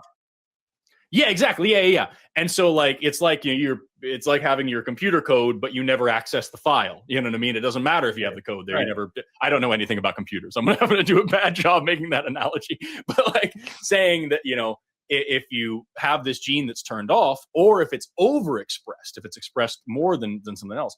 And so a great example of that is if someone smokes while they're pregnant, that causes an epigenetic change that will cause a higher incidence of obesity, not only in their daughter, but in their grandchildren as well. And so you have this for 2 generations now, you've caused a morphological, a body change in your children that isn't actually a mutation, but it's because of the stressors that you introduced while pregnant. And so when we talk about evolutionary change over time in an environment, we can talk about like those kind of stressors. It's not like a lizard's out here smoking, but like something comes along and changes, makes this epigenetic change that can change the presentation of an organism. And that's really important because in evolution, it's the phenotype, it's the physical body that gets selected for, not the genes. The genes cause the physical body, but not all of them and not all the time. And so it's a really important distinction. Does that make any sense what I'm saying?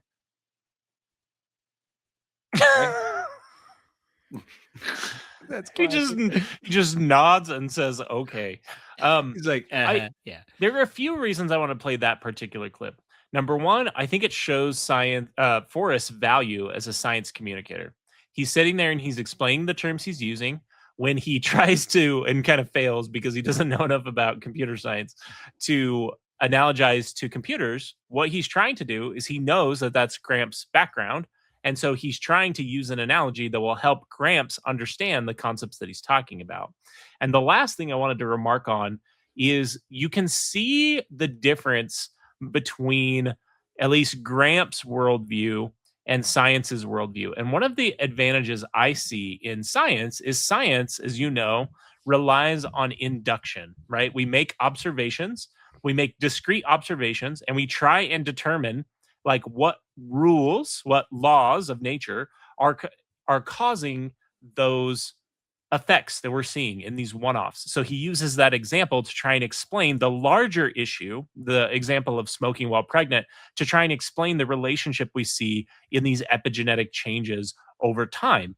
And I think that is just very revealing because one of the things I've talked about on this channel before, just in a solo episode of my Foundation series, is different types of reasoning. And so we have deductive reasoning, deduction, where we start with a general conclusion, all men are mortal, right? And then we extract from that the rule that we apply to specific cases. That is deduction. It is reasoning that flows from a general conclusion downward to the specific.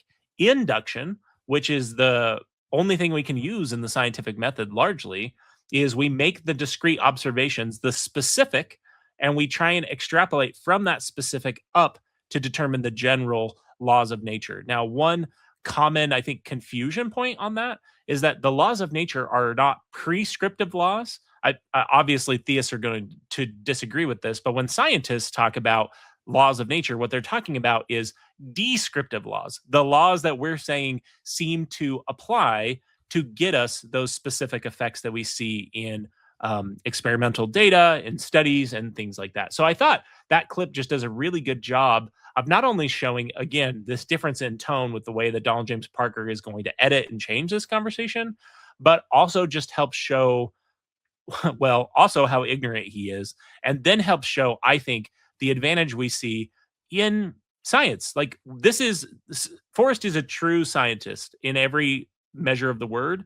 And I mean that by, you can see the way he's using the reasoning. You can see the way he's sincerely trying to educate Donald James Parker, trying to make sure he's not talking past him. He's not trying to win an argument. He's legitimately trying to have an honest conversation with this man and do a little bit to correct the severe lack of education he has in this field, even though he's made movies about it and written several books about it. Under that first vision-like experience that he had when being asked to write about evolution by God. Do you have any thoughts on that clip? Yeah, that's the thing, is like, it's okay to not know a bunch of the specific things that Forrest is talking about. He's a science educator. He knows a ton more than I do about it. I know a lot of the words he's using. I know like the most basic definition, or I learned it at some point and I've forgotten it. There's a ton of things that he's talking about that I would need to brush up on and try to understand in order to like really understand what he's getting at. Words, not everyone is a scientist. Not everyone had biology in the last 5 years at a college level. When people start talking about phenotypes and epigenetics, yeah, it's totally fine to not know what he's talking about. What's not totally fine is that if you don't know what he's talking about, you then start going and making movies about how, the science is all fake and dinosaurs are fake probably, and God did everything. It's like making the movies about it and talking about it nonstop. That's the weird part, not understanding it. Totally fine. It's okay to just say, I don't know. I'm not a biologist, Yeah. It comes back to a comment I made earlier, which is ignorance itself isn't a problem, right? Like, I'm ignorant on a lot of different topics. It's the willful ignorance and the belief that his ignorance and his incredulity are just as legitimate as Forrest's like multi years of studying this system, like this entire system of what science is, what evolution is. Believing that those two things are equivalent is where I have the problem. It's not the fact that he doesn't know. It's the fact that he doesn't want to know, because that might cause him to change his mind. Here's another clip from the real first conversation. I said, you will never be able to satisfactorily answer this question. Same way I could not prove to you that there's a God. Why are they different? They're the belief in God and the belief in these organisms developing majestically through natural selection. I mean, first of all, you look and say, okay, DNA gets mutated. Yeah, once in a while there's mutations come along, but how often would these mutations be advantageous in the first place?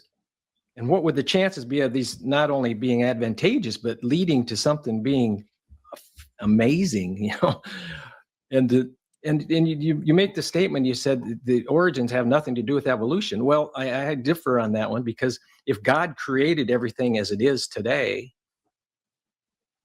the origin of life explains the diversity. Boom. Mm-hmm. So what about the fact that we have seen the mutation selection mechanism in action, both in the lab and in the field?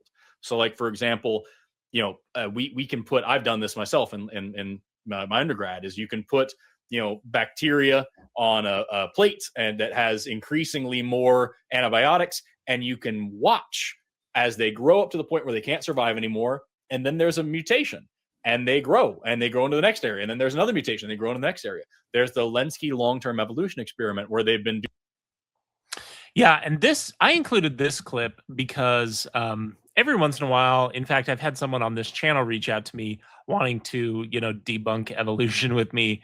And every time I just say something very similar, like I have literally seen evolution happen in a lab with my own eyes. As you talked about, I was not only in the bio program, but my specialty, like a bio degree at BYU, you had to pick like different paths. And so my specialty was micro and molecular biology because I was originally planning on either going to pharmacy school or med school. And so I really struggle when people tell me things that are like anti-evolution, because I can understand not understanding abiogenesis. As Forrest has done, that's kind of a separate conversation. That has more to do with chemistry than it does to do with biology, although it's kind of the convergence of the two, right? It's the movement from chemistry to biology. But I guess I'm just always struck by the fact that I don't think there are a lot of people who understand how well evidenced the theory of evolution is. And when you hear people say things like, well, evolution doesn't happen in a lab, this is just simply not true. One of the things that Forrest shares right after the point that I cut that clip is he then walks Donald James Parker through the Lenski long-term evolution experiments, which if folks are not familiar with that, there is a great breakdown of that on, I believe it's the Veritasium channel. You could just go search on YouTube for like the Lenski long-term evolution experiment. And that study is the longest running study running now for decades to track many of the ways that we see evolution show up in the real world, including the creation of new information, the evolution of new genes. It is an absolutely mind-boggling experiment that most people don't know. And so a lot of times I always struggle when people who have no training, like scientific training, want to talk to me about evolution, because the reality is we're like having two entirely different conversations. And I don't mean to be pejorative about this, but it legitimately reminds me of my time as a prosecutor when I would occasionally have to prosecute people who were like sovereign citizens. Like they think that they know everything and they really don't know anything. And to me, evolution denial is equivalent to that level of reasoning every time I've actually had a real conversation with somebody about evolution. Yeah. And it's hard because there is a lot that you have to understand as a base to even have that conversation. Like 100%. I'm not very well versed in biology enough to even really have that conversation. I understand the concepts behind it, but if I got into any kind of technical conversation with someone about evolution, I would be pretty lost. I don't know, all of the solid explanations. And so, yeah, I think for a lot of people, it just gets confusing and hard to defend. And it's probably the reason why evolution still to this day, also because it's so non-intuitive, like it's hard to even wrap your brain around how evolution functions until you understand natural selection. It's really hard to even intuitively wrap your brain around it. It's so hard for people to have that conversation and make any progress, Exactly. No, that is very true. Like one of the points in this conversation, Forrest asked Donald James Parker if he knows what a gene is. And if you don't understand, and again, we talked about this earlier, right? Like not knowing these things is not a crime. It doesn't mean you're a bad person. But the reality is if you don't understand some basic genetics, you really can't understand biological evolution, because that's the driving mechanism. Like Forrest talked about, not the only one, but that is the driving mechanism behind most natural selection and most evolution. Yep. All right, let's see how Donald James Parker recast that part of the conversation. And there's lots of Christians out there who accept both God and evolution. The two don't have to be mutually exclusive. Though, I personally find the idea of God in heaven to be repulsive. Well, Richard Dawkins did say one thing that I agree with. He said that the Bible, the God of the Bible, and macroevolution are not compatible. They can't coexist.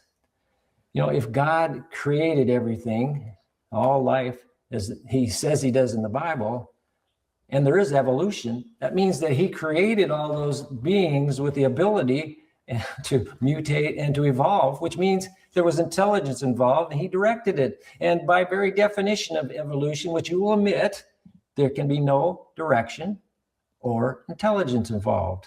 Okay, I need to pause it there for two reasons. The first is there absolutely is a direction involved with natural selection. It's literally in the name, Donald. So I'm not sure which creationist you've stolen this talking point from, but it just demonstrates that you don't understand what you're talking about when you talk about evolution. The last thing I want to point to, I actually, as you know, I had a conversation yesterday with a theist about theism versus atheism, and I came to a very similar place with this individual, where sometimes theists believe that God did it because it can explain everything. And we see it there, right? He's saying like, well, yeah, the changes that we see at the microevolution level, again, micro and macroevolution level, is sincerely the way I look at it is just a cope. Like, that's believing that we can walk a foot, and that believing over enough time we can't walk a mile when we have proven that the same whatever it is, the same device or creature or whatever is capable of walking a foot, believing that then can't walk a mile. It's just building an entirely artificial distinction, but they need it, right? Because it preserves the Genesis account. And what you're talking about is like when they say, oh yeah, I accept that natural selection happens. I accept that mutation happens, but I don't accept that speciation happens, or exactly basically macro changes in species. Yeah. Yep. They're different between the kinds. That's what I was going to say. And of course, if you ask them to define the kinds, they will be entirely unable to do so. It's a word that's just equivocated on, and it adapts to whatever need that it needs to. A lot like an evolved organism, I would say. So the point I wanted to make with just this slight aside is you can see it there where, Gramps' character is saying, well, if God created it to be this way, then yeah, it's going to be this way. And that's one of the reasons that God did it is never really a sufficient explanation for me, because it can explain everything. It's almost an entirely unfalsifiable proposition when people present it the way at least that Gramps did in this case. Again, this is not a general case against all theists or against all theistic models, just against the particular one that Gramps has on offer here. Yep. Let's finish this clip out. To rephrase the old chicken versus egg question, which came first, DNA or the first mutation that brought about a change? And while you're struggling with that conundrum, I'm going to throw out the bold statement that only a creator could explain the coding sequences that we find in DNA. Well, let me throw out a name for you, Douglas. Stephen Hawking. I just love that in Gramps' mind that, and we see this so often, like in Gramps' mind, because their system has guys, right? Like figureheads that speak for them, that atheists are just exactly the same way. Well, let me throw out a name for you, Stephen Hawking. I just think that's really funny. Yeah. And I'm pretty sure that in the conversation he had with Forrest, like Forrest answered a bunch of these questions. Like, they answer. That's the other reason that I played these clips is like, he's completely ignoring that Forrest actually did answer these questions. And like, Donald, this YouTube video of the interview you had with Forrest is on your own personal YouTube channel. Like, people can go watch it today. Like, what a weird choice. If you're gonna like change it, maybe at least take it off your own personal YouTube channel. Like, that's just so weird. People can watch them side by side and be like, dude, this isn't at all what happened. Yeah. All right, let's see the next little snippet. Well, what I know for sure is that evolution has been used as a rationale to discredit the existence of God. Sure, it has, and that's stupid. That's why it's in my target range. Yeah, and that's what. And remember, it's number one. A fictional wizarding character is number two, and the sexual revolution, which happened at least 50 years ago, is number three. Big enemies. I think that's wrong. That people, people would say there is no God, because if evolution is true, then God can't exist. Yeah, so let me be clear. I am extremely atheist, and I'm an atheist activist, but none of that has anything to do with evolution. To say evolution is real, therefore God isn't, it makes as much sense as saying God is real, therefore evolution isn't. There are people who believe in theistic evolution, where they believe that God drove evolution and guides it the way that it does. There are deists out there that believe that God started the universe in such a way that evolution would happen naturally. That's a big sticking point for me in a lot of videos that I do, where the exact opposite argument is done. I've got, in the same series that I talked about your movie, very often people will say, here's this reason why I don't believe in evolution, therefore the Bible is true. And that makes just as little sense. You know what I mean? So both can be true. I have an issue with the God hypothesis, but that's potentially another conversation, but like I think that's equally dumb to say evolution is real, therefore God isn't. That doesn't make any sense, because they're not mutually exclusive hypotheses. And they certainly aren't, one isn't contingent on. So I've on that topic, Richard Dawkins, he has a book, The Blind Watchmaker, and the whole beginning of the book is him explaining, here's why evolution is so important and such a big breakthrough discovery, is because life does require a complex explanation, because it is so complex and so incredible and so majestic that before Darwin, we didn't have any alternative explanation than God. There literally is no other way to explain it. Right. And so now we have an alternative explanation for the variation that occurs in life. That doesn't mean it couldn't also be God, or it couldn't involve God. But that's basically the reason why people view evolution as such an anti-theistic argument, is because it provides an alternative explanation for the incredible complexity we find in life to creationism. Yeah, it's related to like the God of the gaps type of arguments, right? As science is able to explain more and more natural phenomena that we observe, the space, for at least for some, right, becomes smaller and smaller to continue believing in God. We could look at this, it's very similar to like the Norse god Odin and Thor, right? Like if you don't know what causes thunder and lightning, and you're just a human that lives thousands of years ago. I think another thing a lot of people forget is how recent like Enlightenment values and the scientific method really are in the scope of human history. We're talking like a few hundred years, right? We didn't even know what DNA was until the 1950s, when Watson and Crick earned a Nobel Prize for their discovery of deoxyribonucleic acid, and were able to then start working on the genome. That's one person's lifetime. Not even like people are still alive from when those discoveries were first made. And I think a lot of times we forget that, right? We are used to the world that we live in. And so we don't think about how recent thinking scientifically really is as a human endeavor, that it really only dates back several hundred years. So as those gaps continue to shrink, I wouldn't say that they remove the possibility for people to believe in God. It just removes almost like the requirement, like you're saying, like when there were so many phenomena that humans can't explain.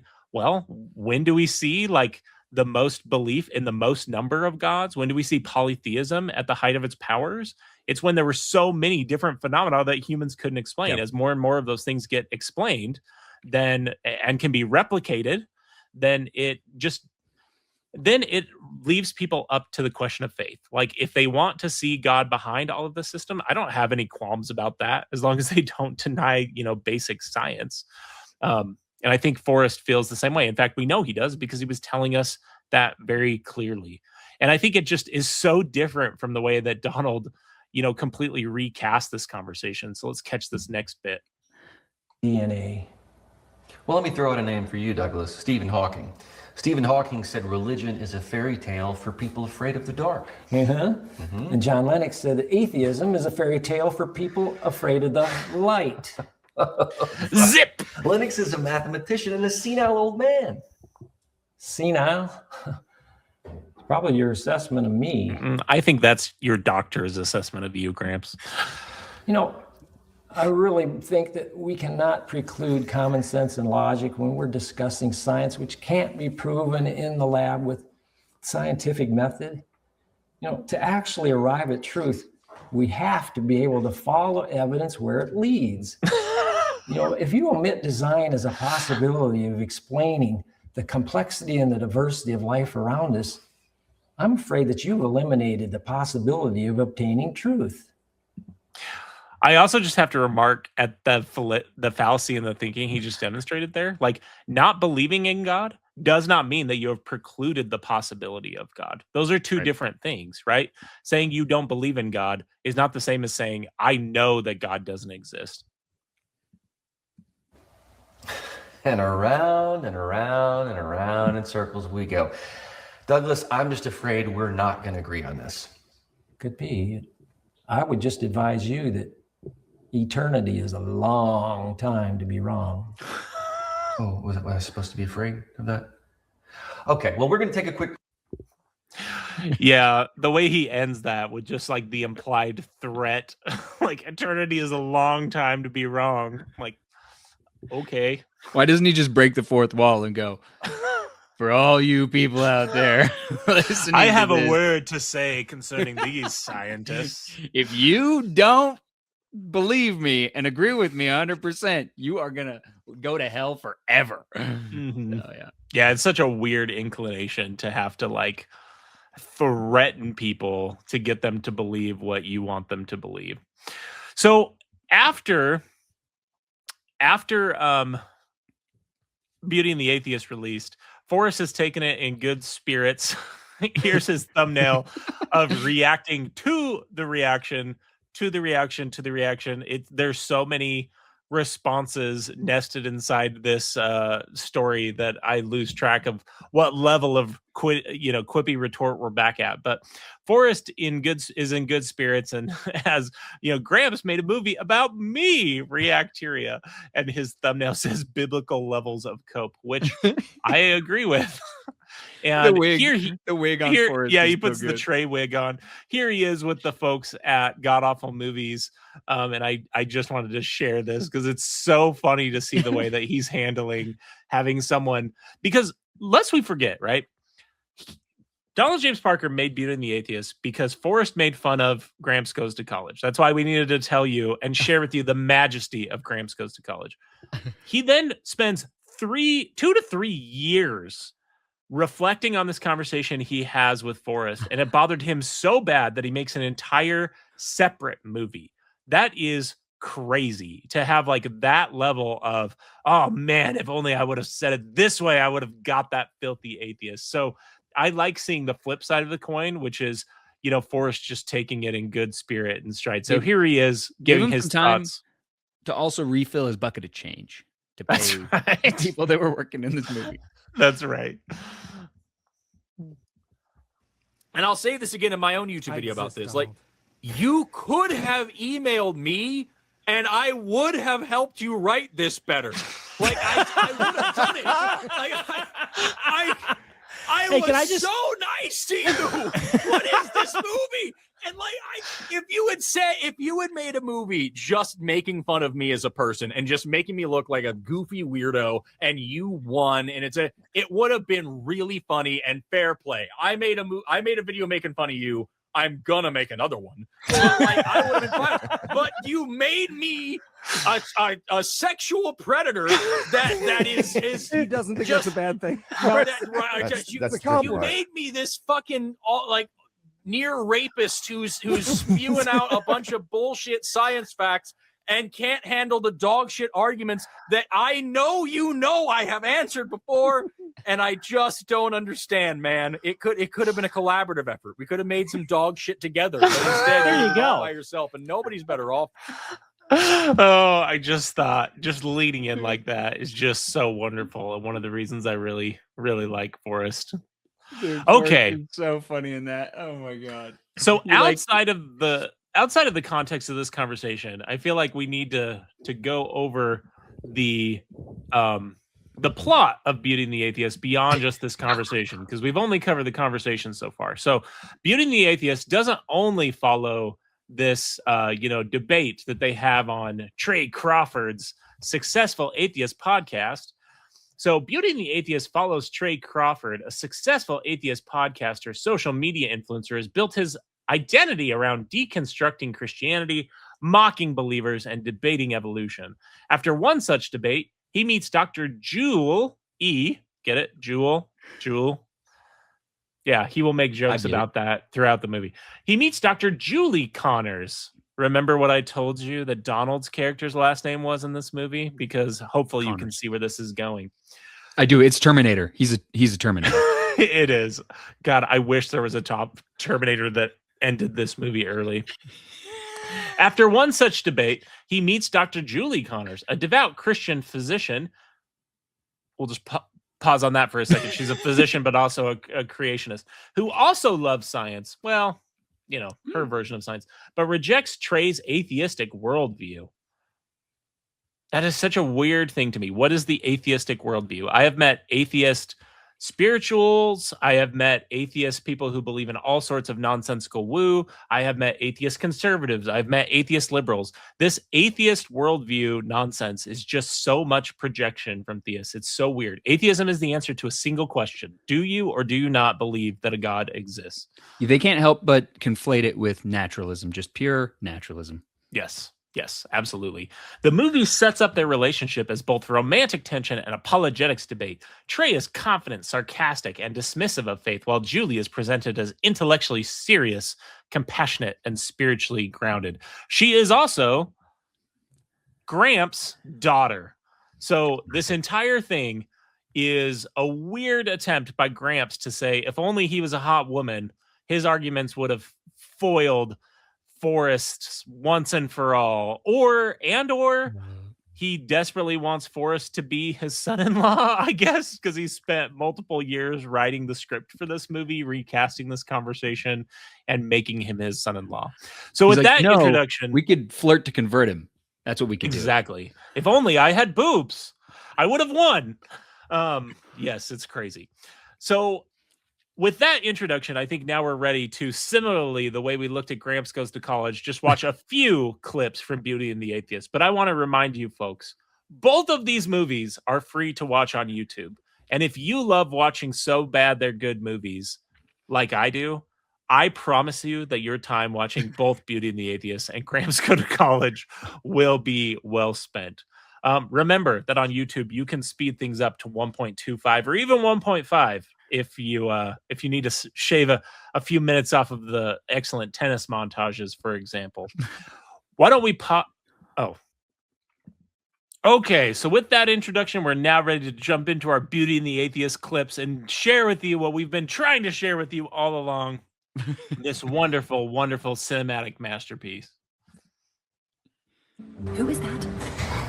Okay, so this is where Julie, Dr. Julie Connors, who again is Gramps' daughter, and her sister Lori, they find out, this is where Julie finds out for the first time that Trey, the guy that's been stalking her around the local coffee shop, and no, I am not editorializing that. He is being such a creep. She refused to give him her name or her number, and yet he just keeps insisting that they spend time together. And just to remind people, so when you say Gramps' daughter, you mean Gramps' character in the movie. This is Julie is his daughter. Yes. And what's Gramps' character named again? Doug. Is he Doug? Okay. So Doug, yeah, she's Doug's daughter. And Trey is the atheist podcaster. And Trey is a fictionalized version of Forrest Valkai. Okay. That's right. So this explains Forrest's, like, you made me into a creepy sexual predator, which yes, Donald, you absolutely did make his character into a creepy sexual predator. If there is anyone who is in your life who is telling you not to engage with them the way Julie is telling Trey in this movie, please stop. Like, please stop, or someone needs to call the police because he's such a creep. I think Gramps, this might be his version of like a healthy courting. I don't know. Yeah, I mean, it didn't end in a macing, so that's probably an advantage. And it's funny you use the word courting because a big part, it's not in one of the clips that we're going to look at today, is Julie doesn't date. So when Trey, spoiler alert, eventually converts to Christianity because of her just absolutely brilliant arguments, you know, things akin to what is the size and weight of natural selection, Trey asks not if he can date her, but if he can court her. And So As one does. you were prescient there. Truly, there is a prophet of the Lord God in Israel. So we will now look at Lori explaining to Julie that this is the evil. This guy who's been creeping her out for several weeks is the evil atheist podcaster that dunked on their dad all over the internet, because this is after they've had the conversation that we've already watched. Guy thinks he's in love with me. What? And you never told me about him? No, there's nothing to tell. I mean, he tried to make a pass, and I swatted it down at the line of scrimmage. I want to meet him. Lori, no. Yeah. Lori, Hi. How's it going? I'm Lori. Oh, hey, I'm The renegade scientist. Oh, you've seen my videos. Just one. The one where you debated my father about evolution. Douglas is your dad? Wow. Uh-huh. First two. Julie's my sister. Gee, Julie, you've been hobnobbing with the enemy. Hold on now. Enemy's such a strong word. You made fun of our dad. It was all in good sport. Nothing personal. My thing is making fun of all Christian movies, but I kind of liked talking to your dad. Julie, did you get to watch the debate? I hadn't found the time. Oh, I guess I don't have to tell you my last name. Connors?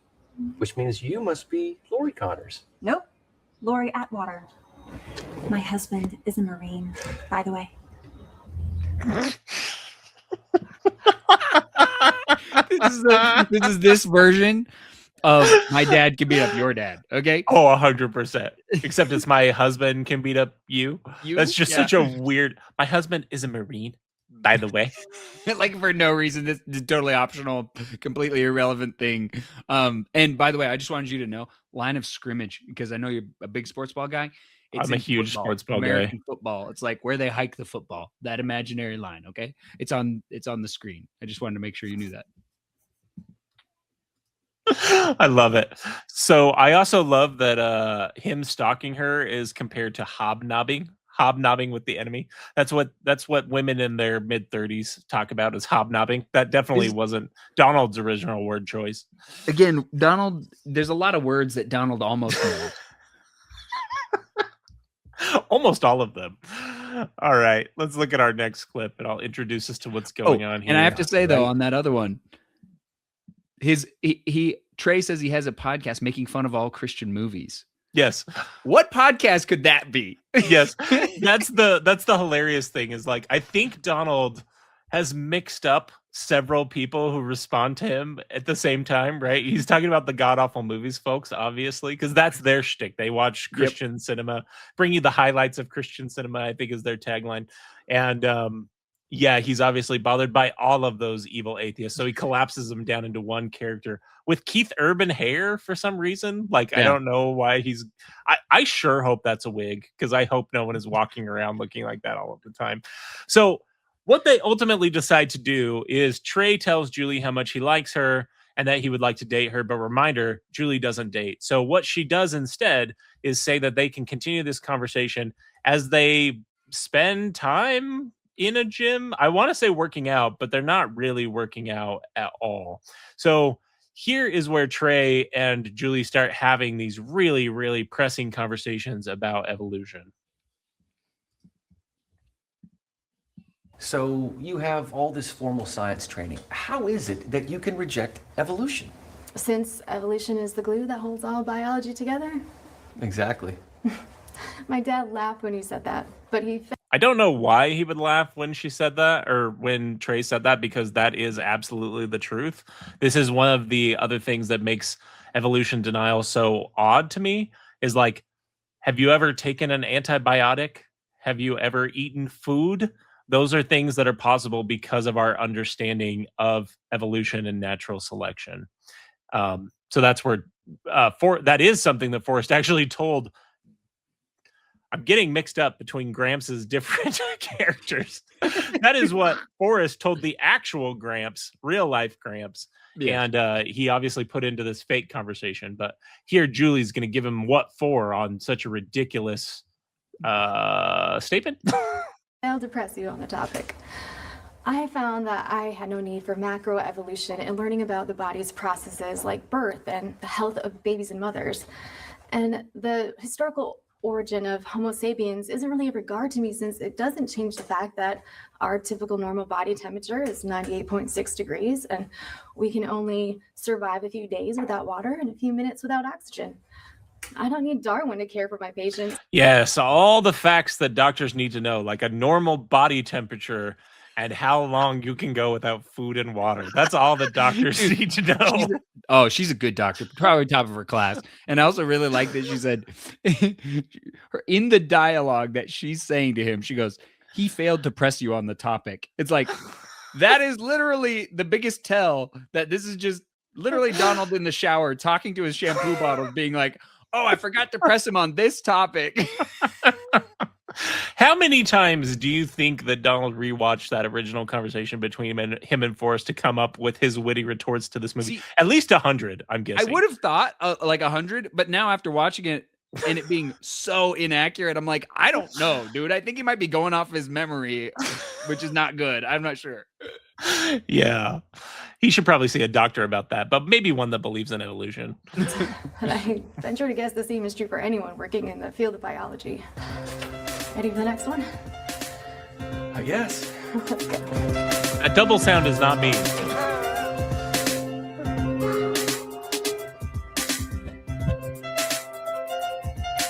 But she doesn't date. So, you reject evolution because you don't find it useful? I reject macroevolution because I find it unsatisfactory in explaining the diversity and complexity of life. I mean, the glue of biology is the spark of life, and you admit that scientists don't even know what life is. Your theory depends on all these miraculous... I want to pause right there when she said, "You scientists admit you don't even know what life is." In my conversation with the theist I had yesterday, he kept asking me for my definition of life, and I just kept telling him, do you want a list of the things? Because that actually, like, in the field of biology, there isn't one single very easy to apply definition of life. And I think it just reveals kind of what I was talking about. There's this effect known in psychology, right, as the Dunning-Kruger effect. Like, the less you know about something, often the more confident you feel in what you do know. And that can often lead people to commit really, really silly mistakes and errors. And as someone who's sitting here with, like, I actually have a degree in biology and still read papers and stuff about current goings on in that field, and especially origin of life, because it's so interesting to me. Having a conversation with someone who has no training in biology at all, and they think they're asking me a gotcha question by being like, "Well, what is your definition of life? It doesn't seem like you can give me a really clear definition of life." And it's like, yes, and I'm not hiding that fact, because it is a very difficult question to define, including PhD scientists who can't answer the question. Not everything is as simple as what it says in chapter and verse in the Bible. I'm sorry, real life is a little bit more complex than that. Remarkable changes to organisms over millions of years. The explanation that God created things are the way they are just leaves no need for any other explanation. Well, I explained to your dad that various types of mutations and natural selection could account for that diversity. Okay. But the fairy tale progressions of those mutations defies belief. How good of a workout is Trey getting here, Brian, as someone who goes to the gym a little bit more than me? You know, his form is better than hers. I'll tell you that much. They purposely cut hers out, and it's fine to do low weight. She was doing super low weight, but her form was way bad.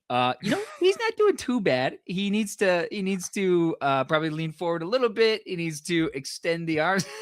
We can give him some pointers, but yeah.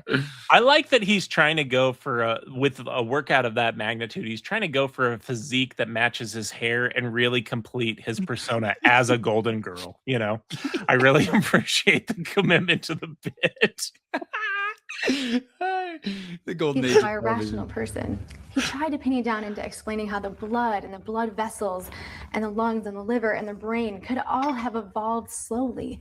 But you squirmed out of the question by citing your evidence for things that we have witnessed.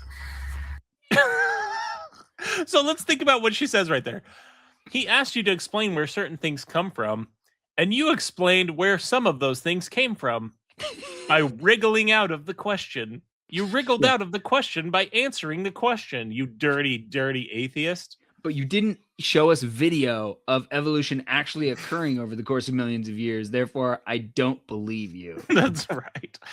The one thing I'm really struck by, because this is obviously Donald's real arguments put in the mouth of an attractive woman, because that's what he needed to win the debate. That was his sole failing, is not being a woman, an attractive woman that Forrest would have been beguiled by.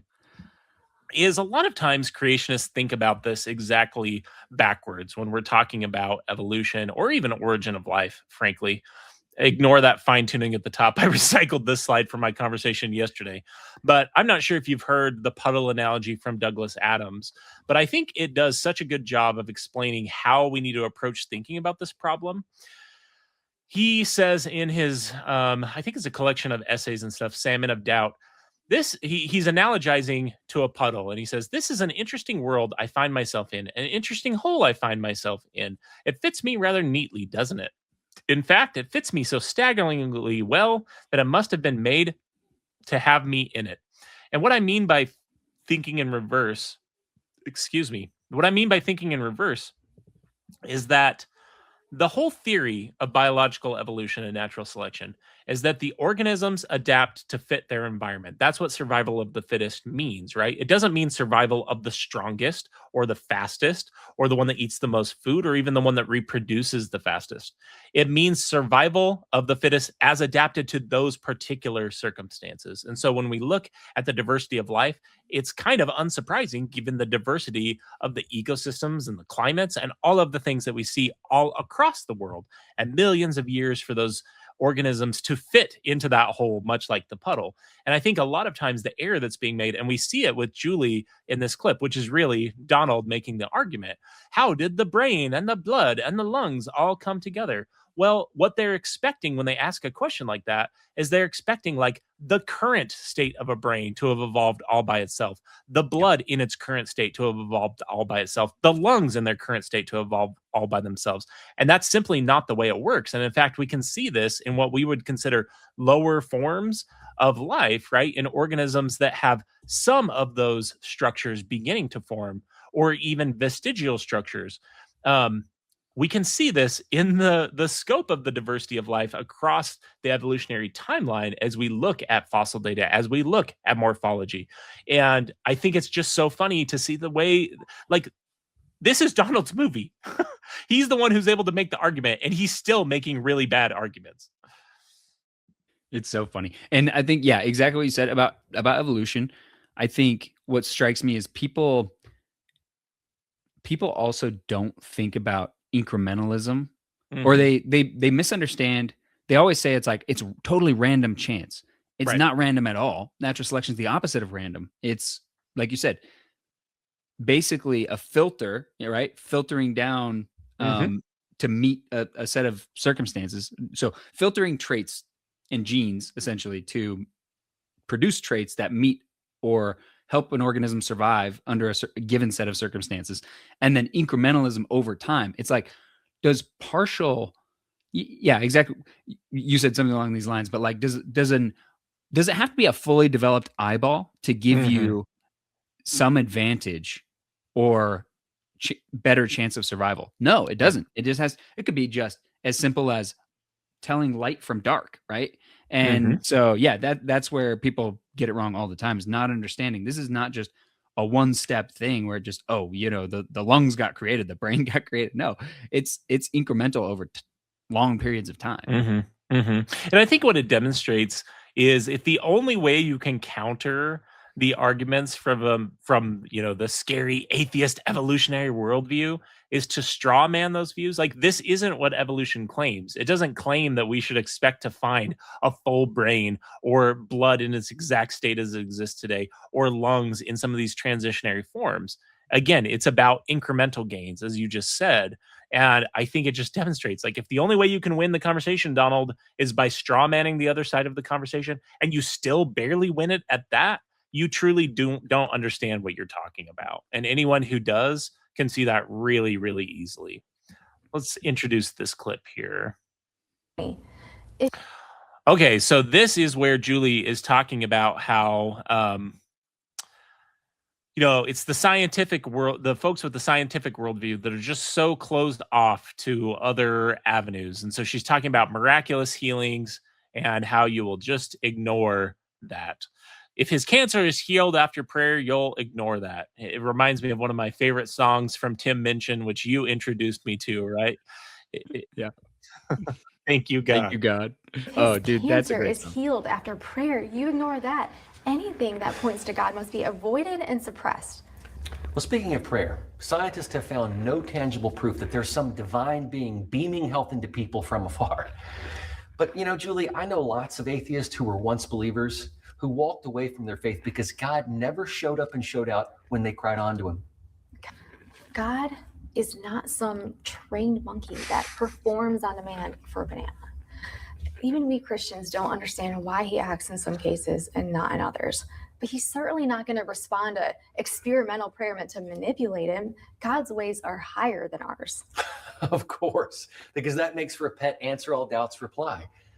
Julie, Christians don't have airtight arguments either. In fact, they got a lot of wacky ideas. Such as?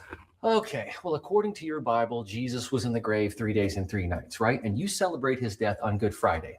So, okay, if he was laid in the tomb on Friday night and he rose on Sunday morning, that seems like it's 3 days, but it's actually only 2 full days of time. But here's the kicker. It only involves 2 nights, and it doesn't take a rocket scientist to figure out that you guys celebrate a contradiction. I know, you're absolutely right. You admit it? Mm-hmm. But that's man's mistake. I mean, the Bible doesn't say that it happened on a Friday, but rather the first day of Passover, and that feast changes days according to the Hebrew lunar calendar. The year Jesus died, it must have been a Thursday, and the only time that happened during Herod's reign was 30 AD. And not 33 AD. Exactly. Huh. Why wasn't I ever told this? I mean, it seems like everybody's been celebrating his death on Good Friday when it should have been on a Thursday. And how in the world do you know so much about this? Well, I was bugged by the same puzzle, so I researched it. The time division between BC and AD didn't happen until like 500 something. There was a monk that was instrumental in making that determination. Seems like he was off by about 3 years. That blows my mind. But you know what? In reality, it doesn't change anything. The dates don't prove that Jesus rose from the dead, that he was the Son of God, or that God even exists. Christians have a lot of other warts as well. We don't have a perfect religion. There is no perfect religion, but we do have a perfect Savior. Well, I can't disagree with you on the first part of your statement, but it is refreshing to meet somebody with the intellectual honesty to admit that. I've never seen that clip. Oh my God, I can't. Well, we all know the reason that you don't believe in Jesus is because of 2 days versus 3 days. Like, this is why people leave Christianity, obviously, is they just can't get over the day recorded in the Bible. Oh, that is incredible. Like relitigating a theological debate or like a textual critical debate that no atheist has ever talked about because it has nothing to do with anything. But I don't know if this is like a big conversation between Christians, or if a lot of people disagree about it because of what it says in the text, or if it's just an apparent contradiction that he wants to make sure that you understand is not actually a contradiction. Like, I don't even know what his whole point is, but no atheist has ever brought that up ever. Yeah. I also love that she's like, so I did my own research on a website called truthanswers.net, like the way she just goes off. It sounds like she read somebody's blog post.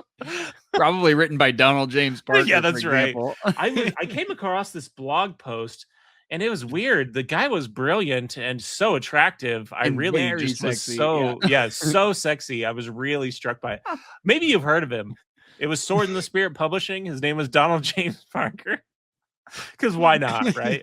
Yeah, why not? Why not? Oh, my. Well, so Julie and her sister Lori are really worried about Trey, right? And even though she has done everything but mace Trey to keep him away from her, they decide that they're going to track down Trey's parents, who are also Christians. And again, this is Donald's movie.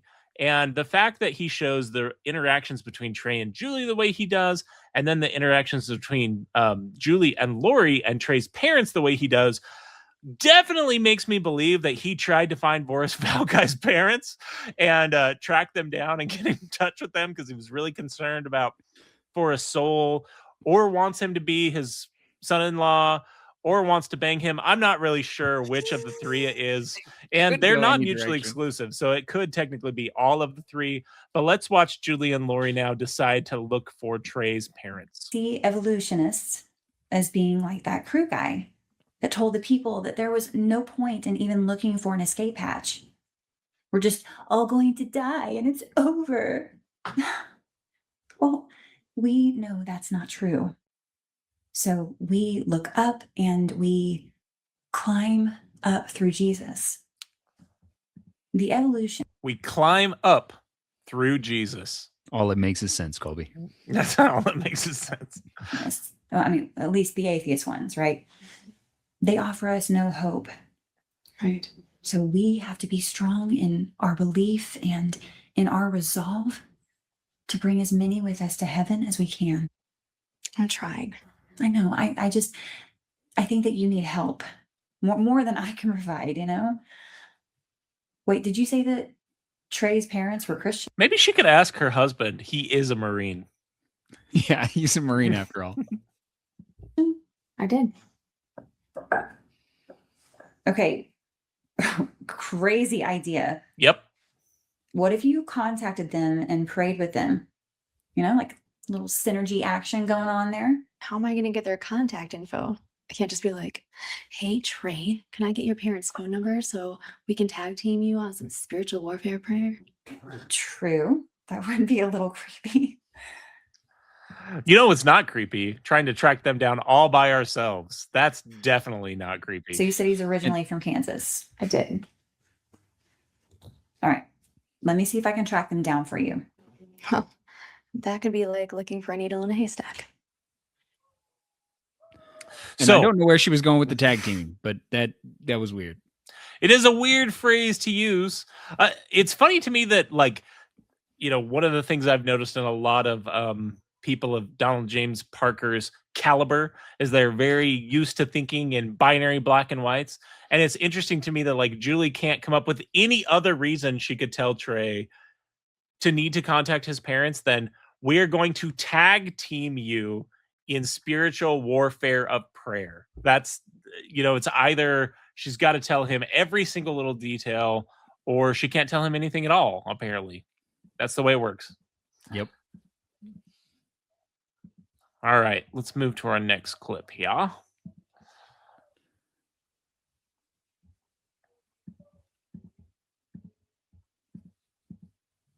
I think the acting's better in this one, by the way. The sound quality is better. I'll say that. He's learned a thing or two in 12 years, and by that I literally mean a thing or two. It is a 2 point something on IMDb instead of a 1.5. So I think it's like 3.3. So those extra point and a half was really well earned. You can tell, especially because the lighting and the makeup. One of my favorite things commenting on this, and I didn't include clips to make this point, but the women's like the stage makeup that are on the women's faces in a lot of these shots vary so wildly that they either look like completely washed out like ghosts or Oompa Loompas in the very next scene, just depending on what we're dealing with. So this is where Lori's going to have a brief conversation with Julie, and then they're going to track down Trey's parents. And it is truly unadulterated, pure, uncut boomer energy straight out of Donald James Parker's psyche. What's up? So did you thread that needle yet? Not quite. Actually, it was Okay, let's pause there for a second.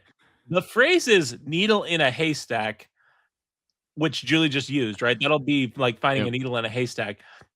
And so Donald James Parker knows that, like, there are other turns of phrase, other idioms that involve needles. She's like, well, did you thread that needle yet? Like, those are completely different things. Like, what happened?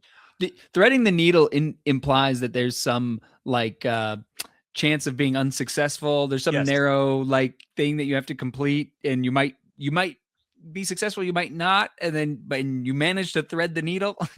Yeah. So let's see if Lori is able to thread this needle or find this needle in a haystack. Thread this needle through the haystack. That's right. Almost a slam dunk.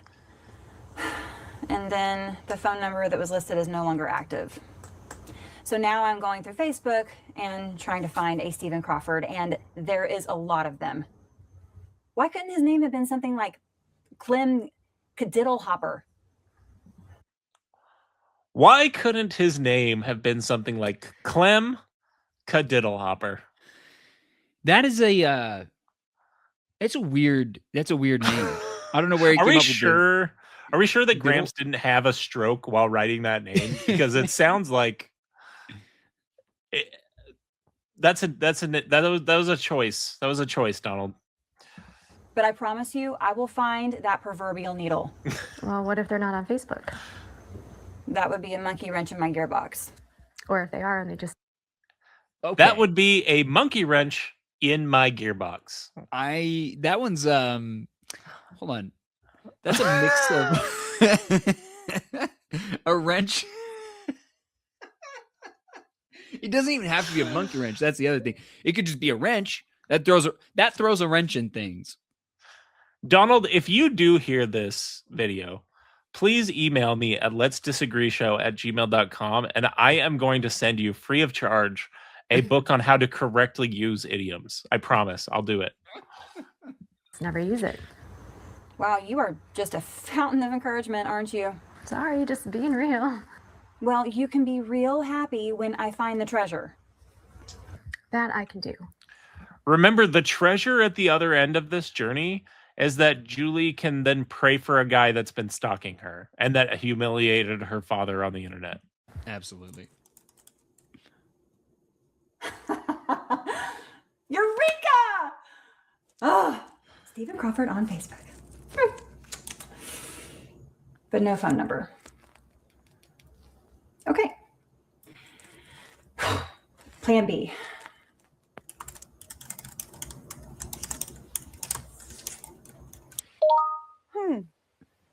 What? Well, look, we just got a message from a non-friend in our Facebook account.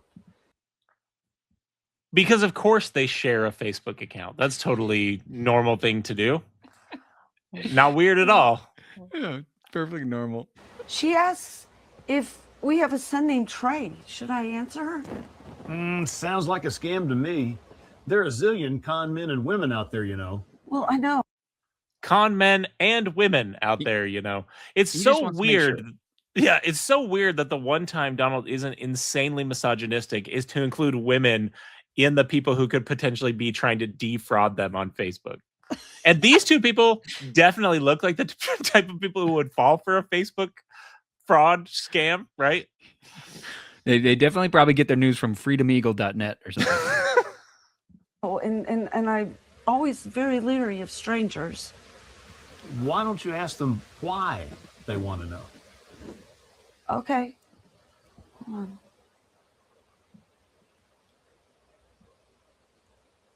Oh, wow. Here.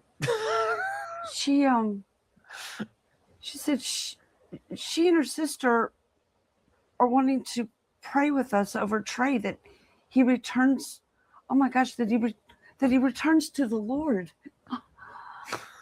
Wow. That sounds like a divine appointment. Where did she think that sentence was going to end, by the way? She and her sister want to pray with us that he returns to... Oh, that he returns to the Lord. Like, where else was that sentence going to go? We want to pray with you so that he returns... What, my copy of the box set of Lord of the Rings trilogy? Like, where was that exactly going to end? Like, she's so surprised that something that begins with religious motivation also ends with religious motivation. Dude, this whole thing is just an encapsulation of his boomer mentality. Like, okay, Facebook is not probably even the easiest way. I mean, it's a good way to find people, but like if you're trying to get somebody's contact information or get in touch with them, like Facebook is the only thing that he's aware of, obviously. Mhm. Like, exactly. It's a good thing you got back to them. Make it happen. Okay.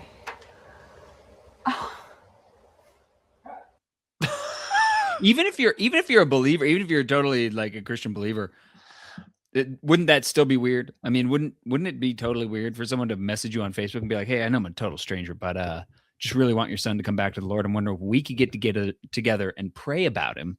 And I think we'll probably, because God's not convinced yet that he needs to come back to him, and he hasn't made it happen yet. But I bet if the four of us get together, me and my friend, and you two, Eureka.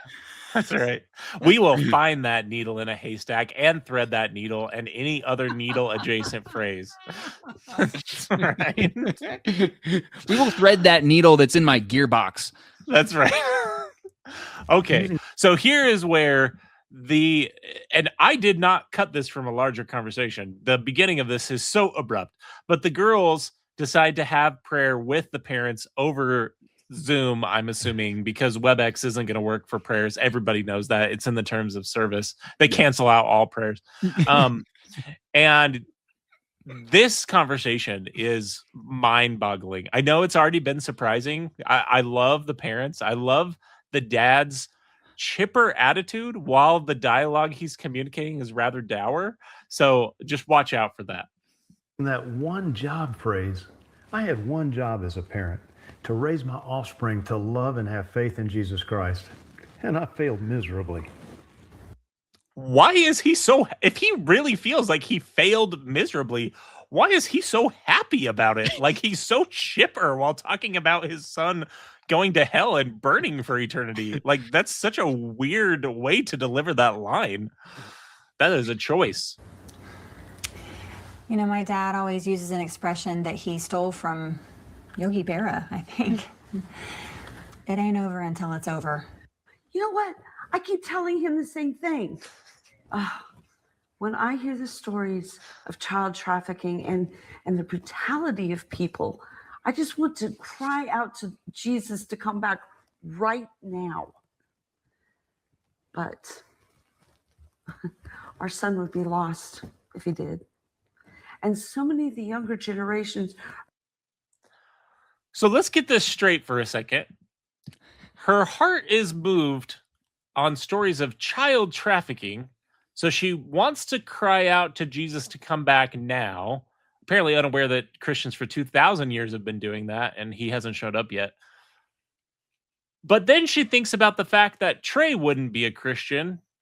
So the kids the kids who are being child trafficked can suck it up for a little bit longer, presumably, is the thought process she's going through. Yeah, she's like, well, I mean, I guess if the Lord came back, like we do need a little bit more time. And so all the kids that are, being trafficked right now, they can get trafficked a little bit longer. They can stick it out a little longer until Trey comes back to the Lord, and then it'll be a good time. At which point, when Jesus comes back, somebody else's kid will inevitably be down. Yeah, but it's not my kid. It's not my kid, so that's fine. It's just roulette. Whoever wins the roulette. That's right. Mind-boggling stuff. And just such a weird line delivery. So Trey ends up going with Julie to, and I'm not making this up, an AI-generated worship service. The people's mouths moving is really scary. I did not pull clips of that because I don't want to traumatize any of our viewers.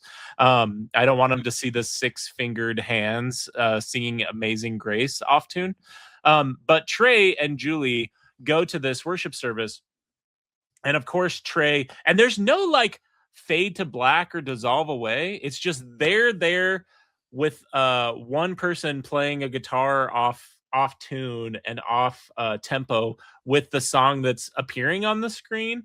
So they're standing there around in a circle, and it doesn't cut to black or anything. It then just immediately pivots to a little child who presumably it's Trey going into a memory and remembering, how attached he was to Jesus at one time. Tears start rolling down the little boy's face. Tears start rolling down Trey's face. All of a sudden, Trey's mom is behind him at the worship service because Lori brought her to the worship service.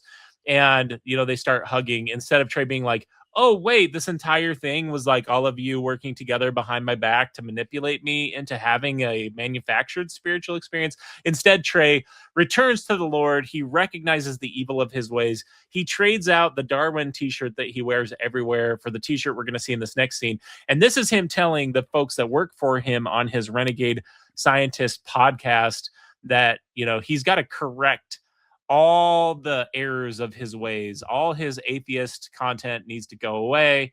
And let's see how they react to this.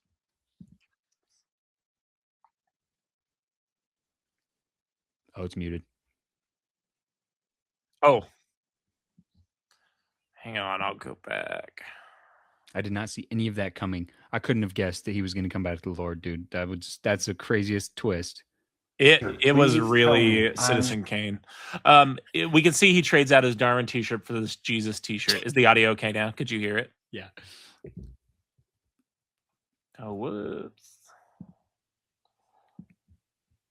Please tell me. I'm taking down all my atheistic content.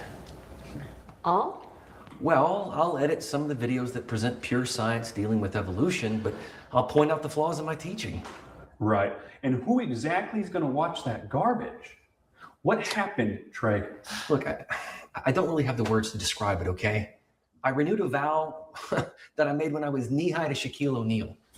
It was like I got zapped by a bolt of electricity and a feeling of liquid love being poured all over my body at the same time.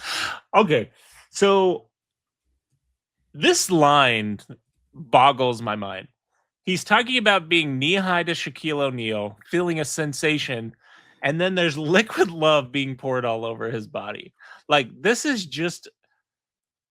That can't be an accident. Now I'm starting, just from this line, I'm starting to think this is all... a cry for help? We've been had. Yeah, we've been had. This is actually, hey, you know what his name? What's his name? Carson O'Kimball. Dude, this guy is the Carson O'Kimball of Christian movie making. That's right. That's right. Oh, that would be a very fun story to tell folks someday. Oh, yeah, it would. We're going to go back because I really, really need to hear the phrase liquid love being poured all over my body delivered one more time. Please tell me. I'm taking down all my atheistic content. All? Well, I'll edit some of the videos that present pure science dealing with evolution, but I'll point out the flaws in my teaching. Right. And who exactly... Keep in mind that the movie isn't going to spend any time talking about what those actual flaws are, right? He's going to watch that garbage. What happened, Trey? Look, I don't really have the words to describe it, okay? I renewed a vow that I made when I was knee-high to Shaquille O'Neal. It was like I got zapped by a bolt of electricity and a feeling of liquid love being poured all over my body at the same time. Liquid love? That sounds like lyrics from a bad pop song. No, it sounds like you got assaulted. That's what it sounds like. Yeah. He also mentioned a bolt of lightning. So are we positive that Trey didn't have a spiritual experience with Zeus or maybe Thor? Sounds like lyrics from a bad pop song. That's a good point. No, but it's just the first thing that came to mind. I still can't wrap my mind around it.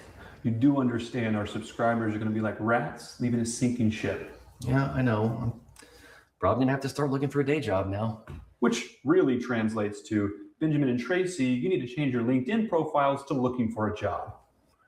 Look, I'm sorry. I made a new video explaining to everyone and apologizing them for leading them astray. And warning them not to take the bait that led me to the brink of hell. I have to repair all the damage that I've done, guys. Wow. So you just crossed over the river and there's no coming back. Trey, you are intentionally going from a hero to a zero. Why are you throwing everything away? For a woman, no less. First of all, I didn't do it for any woman. I did it for the creator of the universe. And a woman. I had an experience, Benji.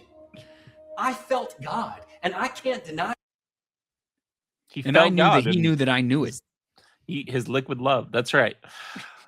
Yeah, so that's Trey now, completely changed man, and you can tell because of the changed t-shirt. How else would we exhibit how much he's changed? So here's what's on the back end of this for Trey is here's him reconciling with Julie after this spiritual experience. The good doctor. What an honor. Notice that now that he's a Christian, the studio lights went from being the red of hellfire to being the blue of heaven. Your video, impressive, especially when you described how a lamb can survive the bite of a venomous snake, and you compared the devil to the snake and the Lamb of God. It was amazing. I also noticed your subscribers plummeted. Yep, inevitable. You know, I feel you, Trey. Those analytics can be a bitch, man. What can I say? Your dad told me that if I made any confessions to even the possibility of truth in design, that I'd become a traitor to many of my fans. Yeah. Well, it turns out he was right. It's kind of painful to read some of the comments.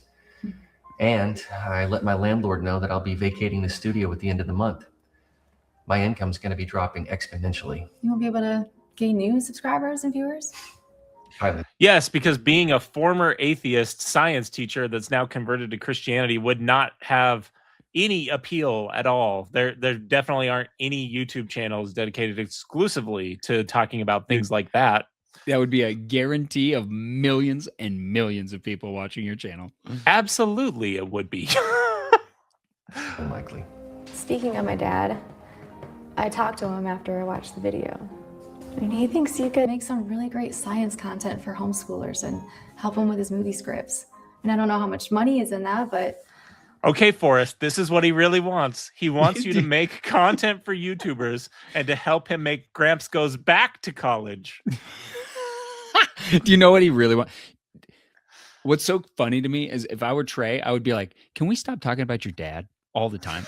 Every conversation is about your dad and what your dad said. Can we just stop? You have serious daddy issues, lady. Yeah, no kidding. The opportunity is there. Wow. I'm speechless.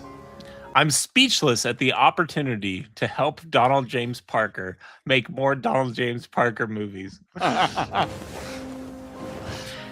What? I was just wondering how soon you'd be ready to take me to church. This is like Christian cinema foreplay, actually. How soon would you be ready to take me to church? Really? He's like, right now. Well, today's Wednesday. Does your church have Wednesday evening services? We do. Are you available tonight? I am. Pick me up at 6:30? Wild horses couldn't keep me away. Oh, what? I forgot. My parents are in town. Can I bring them along with me? Yeah, parents, not cool on a date, but more than welcome in a courtship. Never have two people's parents been more involved in their religious life than these two mid 30-year-olds, maybe even Which older. makes I don't sense know. when the whole movie is made by a 65-year-old boomer. Then it makes sense. If only my kids would allow me to be involved in the intimate parts of their life and their partners' lives. That's really what Donald James Parker wants. Yeah. Well, Brian, it has been such a wonderful journey with you through the Donald James Parker Gramps Extended Cinematic Universe. Believe it or not, with 20 of these movies, there are more movies. Well, for a while, there were more movies in the Gramps Extended Cinematic Universe than the Marvel Cinematic Universe. And he's blown Snyder out of the water with his DC universe. So any closing thoughts on our journey through the absolute insanity that is Gramps Goes to College and Beauty and the Atheist? My friend, I can't say it's been a pleasure, but it has been a time, and we have enjoyed ourselves. So. You know, when I think about the pleasure that I've gotten through this journey, there's only really one phrase that sticks out to me, and it's that I feel like I've been covered in Donald James Parker's liquid love the entire time. So I appreciate that. I appreciate you joining me, Brian. And I do think we've had both a lot of fun and then had some interesting conversations along the way about science, about the advantage to science, about the absolute mind-boggling delusion it would take for someone to lose an argument so badly that they spend 2.5 years stewing on it to rewrite that conversation to win? Question mark? Maybe. Well, folks, thanks for joining me and Brian on today's episode of Let's Disagree and Other Interesting Conversations. Let us know what you thought of today's episode. And let us know if you enjoyed it as much as we did. And maybe we'll take another look at the Donald James Parker Extended Cinematic Universe, because I am truly roiling to look at the unintended bar mitzvah in greater detail. If that would excite you, or if you would like to see more deep dives into the world of so bad they're good Christian movies, let us know what you think. Please like and subscribe, and stay tuned here for more interesting conversations in the future. We're sorry, and you're welcome. Simultaneously. And we're going to find that needle in the haystack.